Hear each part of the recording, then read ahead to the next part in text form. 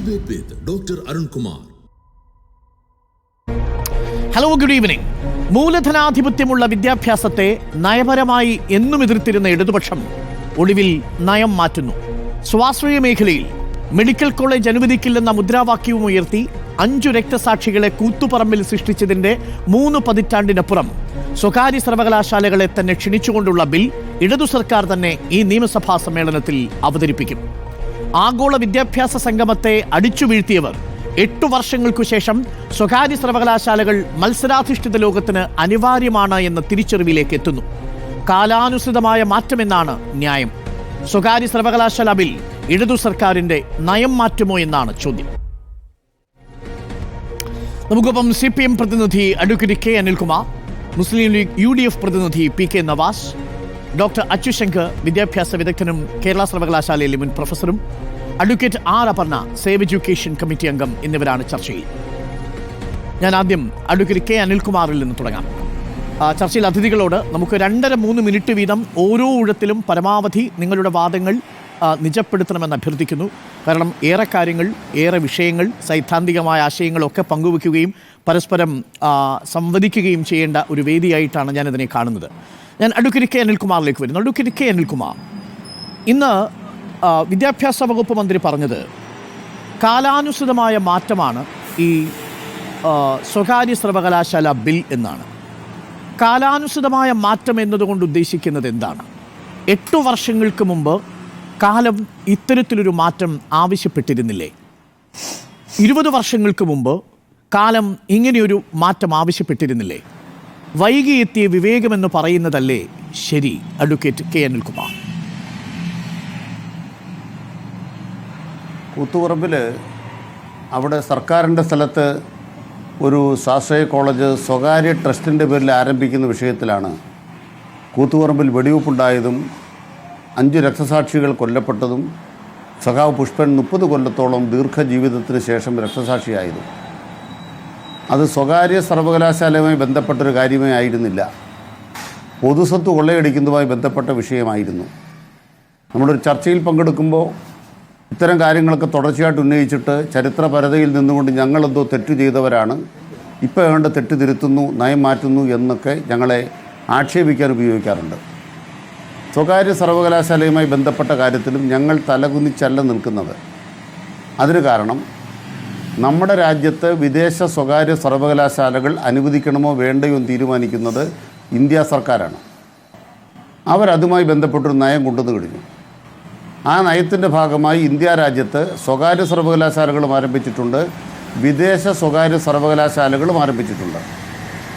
വിവിധ സംസ്ഥാനങ്ങളിൽ അത് ആരംഭിക്കുന്ന ഘട്ടത്തിൽ അത്തരം സംസ്ഥാനങ്ങളൊന്നും തന്നെ തങ്ങളുടെ പ്രദേശത്തിന് ഗുണകരമായി, തങ്ങളുടെ സംസ്ഥാനത്തിന് ഗുണകരമായി അവയെ നിയന്ത്രിക്കാനുള്ള നിയമം കൊണ്ടുവന്നിട്ടില്ല എന്നുള്ളതാണ് പ്രധാനപ്പെട്ട പ്രശ്നം. ഉദാഹരണമായി കേരളത്തിൽ സ്വാശ്രയ കോളേജുകൾ ആരംഭിക്കുന്ന ഘട്ടത്തിൽ ബഹുമാനപ്പെട്ട AK ആന്റണി പറഞ്ഞു, 2 സ്വാശ്രയ കോളേജ് സമം ഒരു സർക്കാർ കോളേജ്, 50% സീറ്റ് മെറിറ്റിലായിരിക്കും. അപ്പോൾ 2 സ്വാശ്രയ കോളേജ് സമം ഒരു സർക്കാർ കോളേജ്. ആന്റണി പറഞ്ഞതല്ലാതെ നിയമമാക്കിയില്ല. അതിനുശേഷം എന്ത് സംഭവിച്ചു? വാഗ്ദാനം ചെയ്തവർ എന്നെ വഞ്ചിച്ചു, ഞങ്ങളെ വഞ്ചിച്ചു എന്ന് നിലവിളിച്ച് നടന്നതല്ലാതെ കേരളത്തിൽ പിന്നെ നടന്നത് എന്താണെന്ന് എല്ലാവർക്കും അറിയാം. ഇടതുപക്ഷ ജനാധിപത്യമുന്നണിക്ക് നാട്ടിലെ ജനങ്ങളോട് പറയാനുള്ളത്, UDF സർക്കാരിൻ്റെ കാലത്ത് ഇവിടുത്തെ പൊതുസ്ഥാപനങ്ങളെ തകർത്ത്, പൊതു സ്കൂളുകളെ തകർത്ത്, പൊതു കോളേജുകളെ തകർത്ത്, സർക്കാർ ബന്ധപ്പെട്ട സർവകലാശാലകളെ തകർത്ത് അത് കച്ചവടം ചെയ്യാനുള്ള പദ്ധതിയുമായിട്ടാണ് വന്നത്. ഇപ്പോഴതല്ല. ഇന്ന് ഇന്ത്യ രാജ്യത്തെ ഇന്നത്തെ നിയമപ്രകാരം കടന്നു വരുന്ന വിദേശ സർവകലാശാലകൾ കേരളത്തിലെത്തുമ്പോൾ തമിഴ്നാട്ടിലില്ലാത്ത നിയന്ത്രണം അവർക്ക് ഞങ്ങൾ ഏർപ്പെടുത്തുകയാണ്. ഗുജറാത്തിൽ ഇന്ന് UK-യുടെ ഒരു സർവകലാശാല ചോദിച്ചോട്ടെ അഡ്വക്കേറ്റ് K. അനിൽകുമാർ, താങ്കൾ വിദേശ സർവകലാശാല എന്നാണ് പറയുന്നത്. നിലവിൽ വിദേശ സർവകലാശാലകളല്ലല്ലോ, സ്വകാര്യ സർവകലാശാലയല്ലേ? അതെ, ഞാൻ പറയുന്നത് വിദേശ സർവകലാശാലയാണെങ്കിലും സ്വകാര്യ സർവകലാശാലയാണെങ്കിലും നമ്മുടെ രാജ്യത്ത് അത് യാഥാർത്ഥ്യമാക്കാൻ ഇന്ത്യ ഗവൺമെൻറ് തീരുമാനിക്കുമ്പോൾ ഒരു നിയമവും ബാധകമല്ലാത്തിടത്ത് ഞങ്ങൾ അതൊരു ചർച്ചാ വിഷയമായതുകൊണ്ടാണ് സ്വകാര്യ സർവകലാശാല ഒന്ന്, വിദേശ സർവകലാശാല മറ്റൊന്ന്. രണ്ടിനെയും അടിസ്ഥാന പ്രമാണങ്ങൾ ഒന്നാണെങ്കിൽ പോലും പക്ഷേ വിദേശ സർവകലാശാലയ്ക്ക് അനുമതി തത്വത്തിൽ പാർട്ടി നൽകിയിട്ടില്ലെന്നാണ് മനസ്സിലാക്കുന്നത്. ആലോചന നടക്കുന്നതേയുള്ളൂ. താങ്കൾ പറഞ്ഞു വരുന്നത് രണ്ടും ഒരേപോലെ അംഗീകരിച്ചിരിക്കുന്നു പാർട്ടി എന്നാണ്. അല്ല, അതിൽ പാർട്ടി വ്യക്തമായ മറ്റൊരു കാര്യം പറഞ്ഞിട്ടുണ്ട്. വിദേശ മൂലധനം വരുന്ന സന്ദർഭത്തിൽ എന്ത് വേണമെന്നുള്ളത് CPM സംബന്ധിച്ച് ദില്ലിയിൽ നടന്ന പാർട്ടി കോൺഗ്രസിൽ തീരുമാനമെടുത്തിട്ടുള്ള കാര്യമാണ്. അതിൽ ആധുനിക സാങ്കേതികവിദ്യ ലഭ്യമാകുന്നതാണെങ്കിൽ സ്വീകാര്യമാകും. വിദേശ സർവകലാശാല പാടില്ല എന്നല്ല പാർട്ടിയുടെ നിലപാട്. നമ്മുടെ രാജ്യത്തേക്ക് ലക്കുകെട്ട വിധം ഇന്നത്തെ നമ്മുടെ സർവകലാശാലകളെ ദുർബലപ്പെടുത്തുന്ന വിധം അത് വരാൻ പാടില്ല. ഞങ്ങളുടെ ഒന്നാമത്തെ ക്ലെയിം എന്താണ്? ഈ 9 കൊല്ലക്കാലത്തെ പിണറായി സർക്കാർ സർവകലാശാലകളെ മെച്ചപ്പെടുത്തിയോ? ഞങ്ങൾ ഇവിടുത്തെ സർവകലാശാലകളെ മെച്ചപ്പെടുത്തിയോ ദുർബലപ്പെടുത്തിയോ എന്നതിനൊരു കണക്ക് ഇന്ന് പറയാം. ഇന്നത്തെ മലയാള മനോരമയിലെ റിപ്പോർട്ടറിനെ ഞാൻ വായിക്കാം. അതിൽ പറയുന്നത് എന്താണ്? ബഹുമാനപ്പെട്ട ഉമ്മൻചാണ്ടി മുഖ്യമന്ത്രിയായിരിക്കുന്ന കാലത്ത് 2011-12 കാലത്ത് എത്രത്തോളം ആളുകളാണോ നമ്മുടെ 23 വയസ്സിനും 17 വയസ്സിനും ഇടയ്ക്ക് 18 വയസ്സിനും ഇടയ്ക്ക് ഇവിടുത്തെ സംസ്ഥാന സർവകലാശാലകളിൽ ചേർന്നിരുന്നത്, അതിൻ്റെ ഇരട്ടി ആളുകൾ, അതായത് 21.3% ഉണ്ടായിരുന്നത് 41.8% വർദ്ധിച്ചിരിക്കുന്നു. അതിനർത്ഥം എന്താണ്? കേരളത്തിലെ LDF ഭരണകാലത്ത് കോളേജുകൾ ശക്തിപ്പെടുത്തി, സർവകലാശാലകൾ ശക്തിപ്പെടുത്തി, സ്കൂളുകൾ ശക്തിപ്പെടുത്തി. നിലവിലുള്ള സംവിധാനം സ്വകാര്യ സർവകലാശാലകളാക്കി മാറ്റലല്ല ഞങ്ങളുടെ പദ്ധതി. ഇപ്പോൾ ഒരു സ്റ്റേക്ക് ഹോൾഡർ വന്ന് പുതുതായിട്ട് സ്ഥലം വാങ്ങി അവർ സ്ഥാപനം ആരംഭിക്കുമ്പോൾ 40% മലയാളിക്ക് അഡ്മിഷൻ കൊടുത്തുകൊണ്ട് ഇവിടുത്തെ നിയന്ത്രണത്തിന് വിധേയമായി പ്രവർത്തിക്കാൻ തയ്യാറായാൽ അവർക്ക് അനുവാദമാകും. ഇത് ഈ നിയമം ഉണ്ടാക്കിയില്ലെങ്കിലോ? ഞങ്ങൾക്ക് നിയമം ഉണ്ടാക്കാതിരിക്കാം. നിയമം ഉണ്ടാക്കാതിരുന്നിട്ട് കേന്ദ്രം കടൽ കുഴിച്ചുകൊണ്ട് പോവുകയാണ്. കേന്ദ്രത്തിൻ്റെ അധികാരത്തിലാണ്, അവർ കടൽ കുഴിക്കുകയാണ്. നമുക്ക് എതിർക്കാൻ മാത്രമേ അധികാരമുള്ളൂ. അങ്ങനെ കേന്ദ്ര സർക്കാർ കടന്നു കയറി ചെയ്യുമ്പോൾ അവർക്ക് തടയിടാനുള്ള നിയമങ്ങൾ കൊണ്ടുവരിക എന്ന് പറയുന്നത് ഒരു സംസ്ഥാന സർക്കാരിന്റെ ഏറ്റവും അവശ്യ ബാധ്യതയാണ്. അത് ചെയ്യുന്ന ഇന്ത്യയിലെ ഏക സർക്കാർ. എൻ്റെ ചോദ്യം, 2016 ജനുവരി മാസം 29-ാം തീയതി ആഗോള വിദ്യാഭ്യാസ സംഗമത്തിൽ ഇതേ ആശയമല്ലേ ചർച്ച ചെയ്യാൻ തീരുമാനിച്ചിരുന്നത്? അന്ന് പാർട്ടിക്ക് ഈ ധാരണ ഇല്ലാതെ പോയത് എന്തുകൊണ്ടാണ്? അല്ല, അന്ന് നമ്മുടെ നിലവിലുള്ള സർവകലാശാലകളെ സ്വകാര്യവൽക്കരിക്കുന്ന പദ്ധതിയുമായിട്ടാണ് ബഹുമാനപ്പെട്ട ഉമ്മൻചാണ്ടി വരുന്നത്. നിങ്ങളൊരു കാര്യം ആലോചിക്കുക. നമ്മുടെ കേരളത്തിൽ പ്രീ ഡിഗ്രി ബോർഡിന് നിർദ്ദേശം ഉണ്ടായി. പ്രീ ഡിഗ്രി ബോർഡ് തിരിച്ചു വന്നോ? സർവകലാശാലയായിരുന്നില്ലല്ലോ ലക്ഷ്യം. സ്വകാര്യ സർവകലാശാലകളെ ക്ഷണിക്കുന്നതുമായി ബന്ധപ്പെട്ടല്ലേ ആലോചന? ഇപ്പോൾ കേരള സർവകലാശാലയോ കാലിക്കറ്റ് സർവകലാശാലയോ സ്വകാര്യവൽക്കരിക്കാനല്ലോ ആഗോള വിദ്യാഭ്യാസ സംഗമം സംഘടിപ്പിച്ചത്. അവിടെ ഒരു തർക്കം എന്താണെന്ന് വെച്ചാൽ വിദ്യാഭ്യാസ മേഖലയ്ക്ക് പണം കൊടുക്കാതിരിക്കുക, ആ വിദ്യാഭ്യാസ മേഖലയെ തകർക്കുക. നിങ്ങളതിൻ്റെ ഊന്നൽ കണ്ടാൽ മനസ്സിലാവും. ഞങ്ങൾക്ക് തലയുയർത്തുമെന്ന് പറയാൻ കഴിയുന്ന കാര്യം എന്താണ്? ഇന്ത്യ രാജ്യത്തെ സർവകലാശാലകളുടെ റേറ്റിംഗ് നോക്കുമ്പോൾ നാക് അക്രഡിറ്റേഷനിൽ കേരളത്തിലെ 3 സർവകലാശാലകൾ 9, 10, 11. സാർ, ഈ സർവകലാശാലയിലെ ബിരുദ സീറ്റുകൾ ഒഴിഞ്ഞു കിടക്കുകയാണ്. 37%. ഏറ്റവും ഒടുവിലുള്ള കണക്ക് പ്രകാരം 40%. മാത്സ്, ഫിസിക്സ്, കെമിസ്ട്രി വിഷയങ്ങളിൽ പഠിക്കാനിൽ ആളില്ല. അതിന് കാരണം എന്താണ്? കേരളത്തിൽ നിന്ന് 4.5 ലക്ഷത്തോളം വിദ്യാർത്ഥികൾ വിവിധ രാജ്യങ്ങളിൽ പഠിക്കാൻ പോകുന്നു. അതിന് കാരണം മറ്റു പലതാണെങ്കിലും ഇതൊക്കെ 8 വർഷം മുമ്പ് തിരിച്ചറിഞ്ഞിരുന്നെങ്കിൽ നമുക്ക് ഈ വിപത്ത് ഒഴിവാക്കാമായിരുന്നു. ഒരു വിപത്ത് സംഭവിച്ചിട്ടില്ല. ഒന്ന്, ഇന്ത്യ രാജ്യത്തു നിന്നും ഏറ്റവും കൂടുതൽ ആളുകൾ എക്സോഡസ് എന്ന് പറഞ്ഞ പ്രവണതയ്ക്ക് വിദേശത്തേക്ക് പോകുന്ന കേരളത്തിൽ നിന്നല്ല. ആദ്യം മനസ്സിലാക്കണം. ഇന്ത്യയിൽ ഏറ്റവും കൂടുതൽ ആൾ പോകുന്ന മഹാരാഷ്ട്രത്തിൽ നിന്നാണ്, പഞ്ചാബിൽ നിന്നാണ്, ഹരിയാനയിൽ നിന്നാണ്, തെലുങ്കാനയിൽ നിന്നാണ്. കേരളം 7ാമത്തെ 8ാമത്തെ സ്ഥാനത്തേ ഉള്ളൂ. കണക്ക് വെച്ച് സംസാരിക്കാം. രണ്ടാമത്തെ പ്രധാനപ്പെട്ട കാര്യം എന്താണ്? കേരളത്തെ സംബന്ധിച്ച് ഞങ്ങൾ തലകുനിക്കാത്ത കാരണം എന്താണ്? ഞങ്ങൾ ഇവിടുത്തെ പൊതുവിദ്യാലയങ്ങൾ ശക്തിപ്പെടുത്തി കഴിഞ്ഞു. ഞാൻ ചർച്ചയിലേക്ക് പോകുന്നു. നിലവിലുള്ള സർവകലാശാലകളെ ശക്തിപ്പെടുത്തിയാണ് ഇങ്ങനൊരു തീരുമാനം എടുക്കുന്നത്. അതിൽ സാമൂഹ്യനീതി ഉറപ്പുവരുത്തും, അതിൽ റെഗുലേഷൻസ് ഉണ്ടാവും. അങ്ങനെ രാജ്യത്ത് സ്വകാര്യ സർവകലാശാലകൾ വേണമെന്ന കേന്ദ്ര സർക്കാരിൻ്റെ കൂടി തീരുമാനത്തിൻ്റെ അടിസ്ഥാനത്തിൽ എടുക്കുന്ന സാമൂഹ്യനീതി ഉറപ്പാക്കിയിട്ടുള്ളൊരു നീക്കമാണ് എന്നാണ് താങ്കളുടെ വാദം. ആ വാദത്തെ എങ്ങനെയാണ് പി കെ നവാസ് ഖണ്ഡിക്കാൻ പോകുന്നത് നമുക്ക് നോക്കാം. ശ്രീ പി കെ നവാസ്, ലീഗ് UDFിൻ്റെ പ്രതിനിധി. പി കെ നവാസ്, നിങ്ങൾ ഇന്ന് ഒട്ടേറെ പ്രധാനപ്പെട്ട സംശയങ്ങൾ പ്രകടിപ്പിച്ചിട്ടുണ്ട് ഈ സ്വകാര്യ സർവകലാശാലയുമായി ബന്ധപ്പെട്ട്, ക്വാളിറ്റി ചെക്കിങ്ങുമായി ബന്ധപ്പെട്ട്, അതിൻ്റെ സംവരണവുമായി ബന്ധപ്പെട്ടുകൊണ്ട് സാമൂഹ്യനീതി വിഷയമടക്കം നിങ്ങൾ ആശങ്ക പ്രകടിപ്പിച്ചിട്ടുണ്ട്. സർക്കാരിൻ്റെ ഈ തീരുമാനത്തെ നിങ്ങൾ സ്വാഗതം ചെയ്യുകയല്ലേ?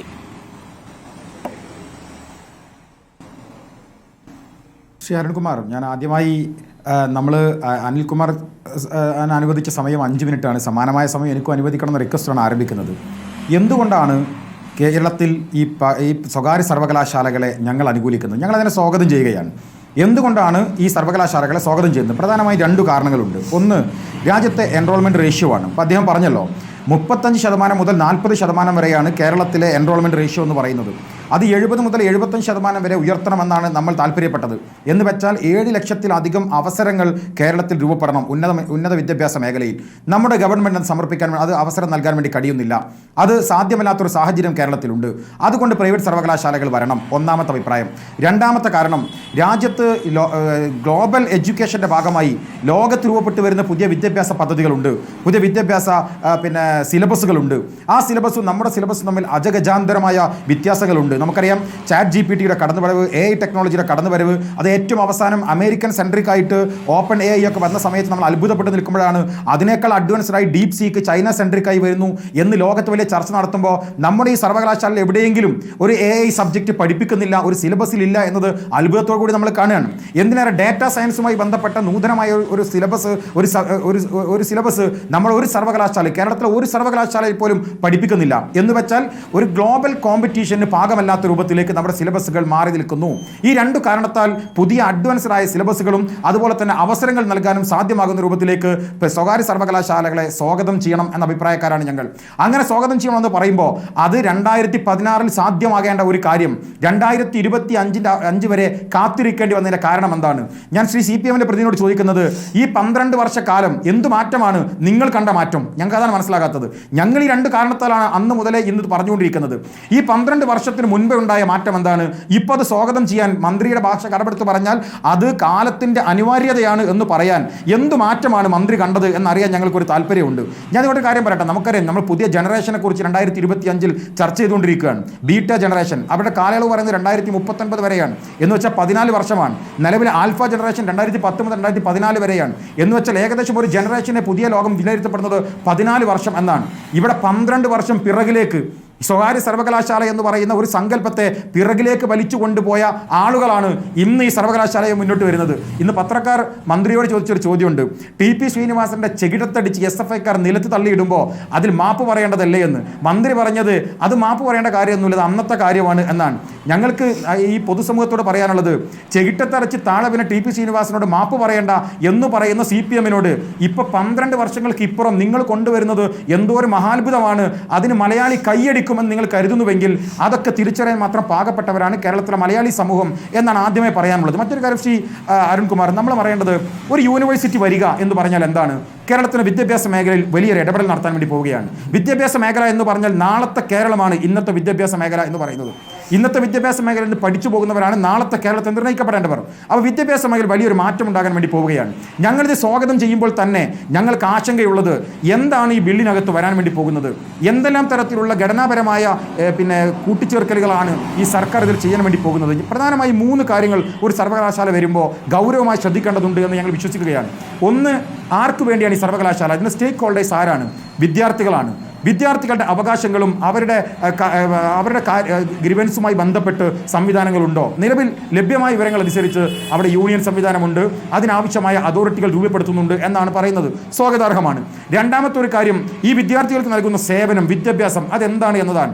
അതുമായി ബന്ധപ്പെട്ട് സംസ്ഥാന സർക്കാരിന് ഒരു ഇടപെടൽ സാധ്യതയും ഈ ബില്ലിനകത്തില്ല എന്നാണ് ഞങ്ങൾ മനസ്സിലാക്കുന്നത്. എന്തു സിലബസാണ് പഠിപ്പിക്കേണ്ടത്? സിലബസിന്റെ ഏതെല്ലാം ഭാഗങ്ങളാണ് പഠിപ്പിക്കേണ്ടത്? എന്താണ് കേരളത്തിലെ നിലവിലെ സിലബസ് UGCയുടെ ഫ്രെയിംവർക്കിനുള്ളിൽ തന്നെ വേണം. അല്ല, ഞാൻ പറഞ്ഞോട്ടെ, UGCയുടെ ഞാൻ പറയാം, കേരളത്തിൽ ഓട്ടോണമസ് യൂണിവേഴ്സിറ്റികൾ ഉണ്ടാകുമ്പോൾ നമ്മുടെ ഗവൺമെൻറ് പറഞ്ഞിരുന്നത് 20% മാത്രമേ സർവകലാശാല സിലബസിൽ നിന്ന് മാറ്റമുണ്ടാകാൻ പാടുള്ളൂ എന്ന് നമ്മൾ നിർദ്ദേശം വെച്ചിരുന്നു. പക്ഷേ ആ നിർദ്ദേശം പാടെ തള്ളിക്കൊണ്ടാണ് നിലവിലുള്ള കോളേജുകളൊക്കെ മുന്നോട്ട് പോകുന്നത്. എന്ന പോലെ ഇതിൻ്റെ ക്വാളിറ്റി എൻഷ്യൂർ ചെയ്യാൻ എന്ത് സംവിധാനമാണുള്ളത് എന്നതാണ് രണ്ടാമത്തെ കാര്യം. മൂന്നാമത്തെ ഒരു കാര്യം, ഏറ്റവും സുപ്രധാനമായി ഞങ്ങൾ കാണുന്നത്, ഇതിൻ്റെ മോട്ടീവ് എന്താണ്? ഗവൺമെൻറ് ഒരു സർവകലാശാല ഉണ്ടാക്കുമ്പോൾ അതിൻ്റെ മോട്ടോ എന്താണ്? അതിൻ്റെ മോട്ടീവ് എന്താണ്? അതിൻ്റെ മോട്ടീവ് എന്ന് പറയുന്നത് സാമൂഹിക നീതിയിൽ ഒരു വിദ്യാഭ്യാസം ഉയർന്നു വരണം, എന്നതാണല്ലോ. എന്നാൽ ഒരു പ്രൈവറ്റ് സ്ഥാപനം കേരളത്തിലേക്ക് കോടിക്കണക്കിന് രൂപ ഇൻവെസ്റ്റ് ചെയ്യുമ്പോൾ അവരുടെ താല്പര്യം എന്താണ്?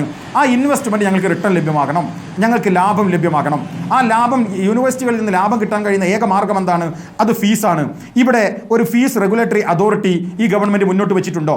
ഇവരുടെ ബില്ലിനകത്തുണ്ടോ? നിലവിൽ ലഭ്യമായ വിവരങ്ങൾ അനുസരിച്ച് അങ്ങനെ ഒന്നും ഇല്ല എന്നാണ് ഞങ്ങൾക്ക് ബോധ്യപ്പെടുന്നത്. അപ്പോൾ ഫീസ് റെഗുലേറ്ററി കമ്മിറ്റി ഇല്ല എന്ന് പറയുന്നത് ഇത് വലിയ അപകടത്തിലേക്ക് കൊണ്ടുപോകും. സമ്പന്നർമാകുന്ന ഒരു വിദ്യാഭ്യാസം ഈ സർക്കാരിന്റെ ഈ അപൂർണതയിൽ നിന്ന് പറയുന്നുണ്ട് നവാസ്. അല്ല, തീർച്ചയായും ഞാൻ സ്വാഗതം ചെയ്യുന്നു. അത് 2013 പിന്നെ പാസ്സാക്കിയിട്ടുള്ള UGCയുടെ ഗൈഡ് ലൈനിൻ്റെ ഭാഗമായി അതിൽ നിർദ്ദേശിക്കപ്പെടുന്ന ഒരു നിർദ്ദേശത്തെ ഈ ഗവൺമെൻറ് അംഗീകരിച്ചിരിക്കുന്നു എന്നതിനപ്പുറത്തേക്ക് മറ്റൊന്നും ഉണ്ടായിട്ടില്ലല്ലോ. ഞങ്ങൾ പറയുന്നത് ഫീസ് റെഗുലേറ്ററി കമ്മിറ്റി വേണ്ടേ? നമ്മുടെ മെഡിക്കൽ മേഖലയിൽ, നമ്മുടെ എഞ്ചിനീയറിംഗ് മേഖലയിൽ അങ്ങനെ റെഗുലേഷൻ കമ്മിറ്റി ഇല്ലേ? എത്ര രൂപയാണ് ഫീസ് വാങ്ങേണ്ടത് എന്നതിനെക്കുറിച്ച് കൃത്യമായ നിർദ്ദേശങ്ങൾ നമ്മൾ നൽകിയിട്ടില്ലേ? ഇങ്ങനെയൊരു ബില്ല് വരുമ്പോൾ അവിടെ ഫീസ് റെഗുലേഷൻ കമ്മിറ്റി കൃത്യമായി ഉണ്ടാകേണ്ടതല്ലേ? അപ്പോൾ അതില്ലാതിരുന്നാൽ എന്ത് സംഭവിക്കും? സമ്പന്നർ മാത്രം വാഴുന്ന ഒരു വിദ്യാഭ്യാസ മേഖല കേരളത്തിൽ രൂപപ്പെട്ടു വരും. അത് ഗുണകരമാണ് എന്ന് ശ്രീ അരുൺകുമാർ നമുക്ക് അംഗീകരിക്കാൻ വേണ്ടി കഴിയുമോ? ഇനി ഇവർ പറയുന്ന സാമൂഹിക നീതി നടപ്പിലാക്കാൻ വേണ്ടിയിട്ട് കേരളത്തിലുള്ള പൊതുവായിട്ടുള്ള സംവരണ സാധ്യതകളെ ഞങ്ങൾ അതിൽ നടപ്പിലാക്കുമെന്ന് പറയുമ്പോൾ ആ സംവരണ സമുദായത്തിലെ സമ്പന്നർക്കുള്ളൊരു അവസരമാണ് ഈ ഗവൺമെൻറ് തുറന്നു കൊടുക്കുന്നത്. അതൊരു ഇൻഈക്വാലിറ്റി ഉണ്ടാക്കുന്നില്ലേ? നിങ്ങൾ ആലോചിക്ക്, അത് ഇൻഈക്വാലിറ്റി ഉണ്ടാക്കുന്നുണ്ട് എന്ന വാദമാണ് ഞങ്ങൾക്കുള്ളത്. അതുകൊണ്ട് ഇതിൽ പ്രകടമായ മാറ്റങ്ങൾ ഉണ്ടാകണം. പ്രിയപ്പെട്ട അനിൽകുമാർ ചേട്ടൻ ഇവിടെ പറഞ്ഞൊരു കാര്യമുണ്ട്. ശ്രീ അനിൽകുമാർ പറഞ്ഞത് ഞങ്ങൾ എല്ലാവിധത്തിലും പ്രിക്കോഷനും എടുത്തുവെന്നാണ്. 2016 ഐക്യജനാധിപത്യ മുന്നണി ശ്രീ ഉമ്മൻചാണ്ടി മുഖ്യമന്ത്രിയാകുമ്പോൾ, ശ്രീ PK അബ്ദുൾ റഹ്മാൻ വിദ്യാഭ്യാസ മന്ത്രിയാകുമ്പോൾ ഇങ്ങനെ ഒരു നിലപാട് മുന്നോട്ട് വെക്കുമ്പോൾ ഒരു സർക്കാർ എന്ന രീതിയിൽ ആ സർക്കാരിന് ചെയ്യാവുന്ന എല്ലാ കാര്യങ്ങളും ചെയ്തില്ലേ? 2 സർവകലാശാലകൾ ആ കാലത്ത് പുതുതായി കൊണ്ടുവന്നു. എല്ലാ നിയോജക മണ്ഡലത്തിലും കോളേജുകൾ കൊണ്ടുവന്നു. മാത്രമാണ് 370 പുതിയ കോഴ്സുകൾ കൊണ്ടുവന്നു. ഞങ്ങൾ CPM പ്രതിനിധിയോട് ചോദിക്കട്ടെ, 9 വർഷമായി നിങ്ങൾ ഭരിക്കുന്നു, ഇനി നിങ്ങൾ പ്രൈവറ്റ് സർവകലാശാല കൊണ്ടുവരാൻ വേണ്ടി പോവാണ്. ഞങ്ങൾ അതിനെ സ്വാഗതം ചെയ്യുമെന്ന് ചോദിക്കുന്നത്, ഒരു സർക്കാർ എന്ന രീതിയിൽ നിങ്ങൾ ചെയ്ത കാര്യം എന്താണ്? ഒരു പുതിയ സർവകലാശാല കൊണ്ടുവരാൻ നിങ്ങൾക്ക് സാധ്യമായോ? 9 വർഷം കൊണ്ട് നിങ്ങളുടെ ഭാഗത്ത് നിങ്ങൾ എടുക്കേണ്ട ഒരു പ്രിക്കോഷൻ ആയിരുന്നില്ലേ? ചെയ്തില്ല. ഒരു പ്രൈവറ്റ് യൂണിവേഴ്സിറ്റി നിങ്ങൾ കൊണ്ടുവന്നു. ആ പ്രൈവറ്റ് യൂണിവേഴ്സിറ്റി കൊണ്ടുവന്നത് തന്നെ ഇവിടുത്തെ സ്വകാര്യ സർവകലാശാലകൾ വാങ്ങുന്നതിന് സമാനമായ ഫീസ് വാങ്ങുന്ന സർവകലാശാല, ആർക്കും പോകാൻ കഴിയാത്ത ഒരു സർവകലാശാല. അത് ഡിബേറ്റ്ഫുൾ ആണ്. അതുമായി ബന്ധപ്പെട്ട് വിയോജിപ്പുണ്ട്. രണ്ടാമത്തെ കാര്യം, പുതിയ കോളേജ് നിങ്ങൾ അനുവദിച്ചോ? അനുവദിച്ചില്ല. പുതിയ കോഴ്സുകൾ നിങ്ങൾ അനുവദിച്ചോ? ഇല്ല. പ്രിൻസിപ്പൽമാരില്ലാത്ത കോളേജുകൾ എന്ന് റിപ്പോർട്ടർ ചാനൽ ഉൾപ്പെടെ വാർത്ത കൊടുക്കേണ്ടി വന്നില്ല. ഏറ്റവും സുപ്രധാനമായ കാര്യം, ഈ കഴിഞ്ഞ ദിവസം ബജറ്റ് അവതരിപ്പിച്ചു. 2025 അവസാനത്തെ ഈ സർക്കാരിന്റെ ബജറ്റ്. 2017 മുതൽ ഈ സർക്കാർ അവതരിപ്പിക്കപ്പെട്ട ബജറ്റിൽ സർവകലാശാലകൾക്ക് നീക്കിവെച്ച പണത്തിന്റെ കണക്കെടുത്ത് അരുൺകുമാർ ഒന്ന് പരിശോധിച്ചാൽ 2017 പൂർണ്ണമായി കൊടുത്തില്ല, 18 വീണ്ടും കുറഞ്ഞു, 19 വീണ്ടും കുറഞ്ഞു, 20 കുറഞ്ഞു. ഇന്ന് 2024 1 രൂപ ഈ നിമിഷം വരെ സർവകലാശാലയ്ക്ക് ബജറ്റിൽ അനുവദിച്ച പണം കൊടുക്കാൻ ഈ സർക്കാർ തയ്യാറായിട്ടില്ല. അപ്പോൾ ഒരു സർക്കാരിന്റെ ഭാഗത്ത് നിന്ന് എടുക്കേണ്ട ഒരു തരത്തിലുള്ള മുൻകരുതലുകളും എടുക്കാതെ, പ്രിക്കോഷനും എടുക്കാതെ, പ്രൈവറ്റ് സർവകലാശാല എന്ന് പറയുന്ന ഒരു സംവിധാനത്തിന് ഫീസുമായി ബന്ധപ്പെട്ട റെഗുലേറ്ററി കമ്മിറ്റി പോലും ഇല്ലാതെ തുറന്നു കൊടുക്കുക എന്ന് പറയുന്ന സമീപനത്തിൽ സർക്കാർ പുനഃപരിശോധനയ്ക്ക് തയ്യാറാകണം. സ്വാഗതം ചെയ്യുമ്പോൾ ഉണ്ടാകേണ്ടതാണ് ഓർമ്മപ്പെടുത്താൻ ഈ അവസരത്തിൽ ഉപയോഗിക്കാം. ഓക്കെ നവാസ്, അനിൽകുമാർ മറുപടി പറയട്ടെ. അതിനു മുൻപ് എനിക്ക് പ്രൊഫസർ ഡോക്ടർ അച്യുശങ്കറിലേക്ക് കൂടി ഒന്ന് പോകണം. ഡോക്ടർ അച്യുശങ്കർ, കാലങ്ങളായി നമ്മൾ ചർച്ച ചെയ്യുന്ന വിഷയമാണ് സ്വകാര്യ സർവകലാശാലകൾ വരുന്നു. പണ്ടതിനെ എതിർത്തിരുന്നത് വലിയ ആശങ്കയോടുകൂടിയാണ്. സാമൂഹ്യ നീതി എതിർക്കുന്നു, മൂലധനാധിഷ്ഠിത വിദ്യാഭ്യാസമായി മാറും, ഈ സമൂഹത്തിൽ വരേണ്യ വിഭാഗത്തെ സൃഷ്ടിക്കും, അതിൽ സാമൂഹ്യ നീതി ഉറപ്പാക്കാൻ കഴിയില്ല. 2016 ഒരു അവസരമായിരുന്നു, പക്ഷേ അവസരം നമ്മൾ പാഴാക്കിയില്ലേ? 8 വർഷത്തിനു ശേഷം നമ്മളിപ്പോൾ സ്വകാര്യ സർവകലാശാലകളെ സ്വാഗതം ചെയ്യുമ്പോൾ കാലാനുസൃതമായ മാറ്റമെന്നാണോ അങ്ങതിനെ വിശേഷിപ്പിക്കുക, അതോ കാലം തെറ്റിയുള്ള വരവ് എന്നാണോ വിശേഷിപ്പിക്കുക? അച്യുശങ്കർ സർ.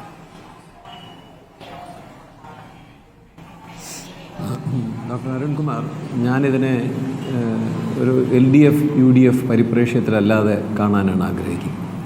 സർവകലാശാലകളുടെ ചർച്ച അവിടുത്തെ അക്കാഡമീഷ്യൻസ് നടത്തുന്ന ഒരു സാഹചര്യം ഉണ്ടാകുന്നില്ല എന്നുള്ളതാണ് നിർഭാഗ്യകരമായിട്ടുള്ളൊരു കാര്യം. സർവകലാശാലകളുടെ പ്രകടനത്തിനെക്കുറിച്ച് രാഷ്ട്രീയ പാർട്ടികളല്ല ഊറ്റം കൊള്ളേണ്ടുന്നത്, അത് വൈജ്ഞാനിക സമൂഹമാണ് ഊറ്റം കൊള്ളേണ്ടത്. എന്തായാലും ആദ്യമായിട്ട് എനിക്ക് പറയാനുള്ളത്, ഈ സ്വകാര്യ സർവകലാശാലകളെ നമ്മുടെ നാട്ടിലേക്ക് കൊണ്ടുവരുന്നതിനെ, അതിന് അനുമതി കൊടുക്കുന്നതിനെ തത്വത്തിൽ ഞാൻ സ്വാഗതം ചെയ്യുകയാണ്. അത് കാലത്തിന് അനുസൃതമായിട്ടുള്ളൊരു കാര്യമാണ്. അതിൽ ഭരണപക്ഷത്തുള്ള പാർട്ടി അഭിപ്രായം മാറിയിട്ടുണ്ടോ ഇല്ലയോ എന്നുള്ളതൊക്കെ രാഷ്ട്രീയക്കാർ തമ്മിൽ ചർച്ച ചെയ്യാനുള്ള വിഷയമാണ്. എൻ്റെ വൈദഗ്ധ്യത്തിൽ പെടുന്നതല്ല അതിനെപ്പറ്റി പറയുന്നത്. പക്ഷേ ഞാൻ തീർച്ചയായിട്ടും കരുതുന്നു ഒരു പൊളിറ്റിക്കൽ ക്ലൈമറ്റ് ഇപ്പം നന്നായിരിക്കുന്നു. കാരണം UDF ഇതിനെ കൊണ്ടുവരുന്ന രീതിയിൽ ചില നീക്കങ്ങൾ പണ്ട് നടത്തി, അത് എതിർക്കപ്പെട്ടെങ്കിലും അതിനുശേഷം കേന്ദ്ര ഗവൺമെൻറ് ഇതിന് അനുകൂലമായിട്ടുള്ള നിയമനിർമ്മാണങ്ങൾ നടത്തി. ഇപ്പോൾ കേരളത്തിലെ ഗവൺമെൻറ്റും അതിന് അനുകൂലമായിട്ടൊരു നടപടിയെടുത്തിരിക്കും. അപ്പോൾ ഞാനതിൽ കാണുന്ന ഏറ്റവും ശുഭകരമായിട്ടുള്ള കാര്യം എന്ന് പറഞ്ഞു കഴിഞ്ഞാൽ ഒരു പൊളിറ്റിക്കൽ കൺസെൻസസ് ഇപ്പോൾ ഇതിൻ്റെ കാര്യത്തിൽ ഉണ്ടായിരിക്കുന്നു. അപ്പോൾ അതിലെ പുറകിലുള്ള രാഷ്ട്രീയ വൈരുദ്ധ്യമൊന്നും എൻ്റെ വൈദഗ്ധ്യത്തിൽപ്പെടുന്ന വിഷയമല്ലാത്തതുകൊണ്ട് ഞാൻ അതിലേക്ക് കടക്കാതെ ഞാൻ വേറെ രണ്ട് കാര്യങ്ങൾ ആദ്യമായിട്ട് എൻ്റെ ആദ്യ റൗണ്ടിലുള്ള അഭിപ്രായ പ്രകടനത്തിൽ ഞാൻ നടത്തുകയാണ്. ഒന്ന്, ഇവിടെ പാലക്കാട് ഒരു ബ്രൂവറി കൊണ്ടുവന്നപ്പോൾ ഗവൺമെൻറ് അവകാശപ്പെട്ടതായിട്ട് ഞാൻ മനസ്സിലാക്കുന്നത് ഒരു നിക്ഷേപം കൊണ്ടുവരില്ലെന്നാണ്.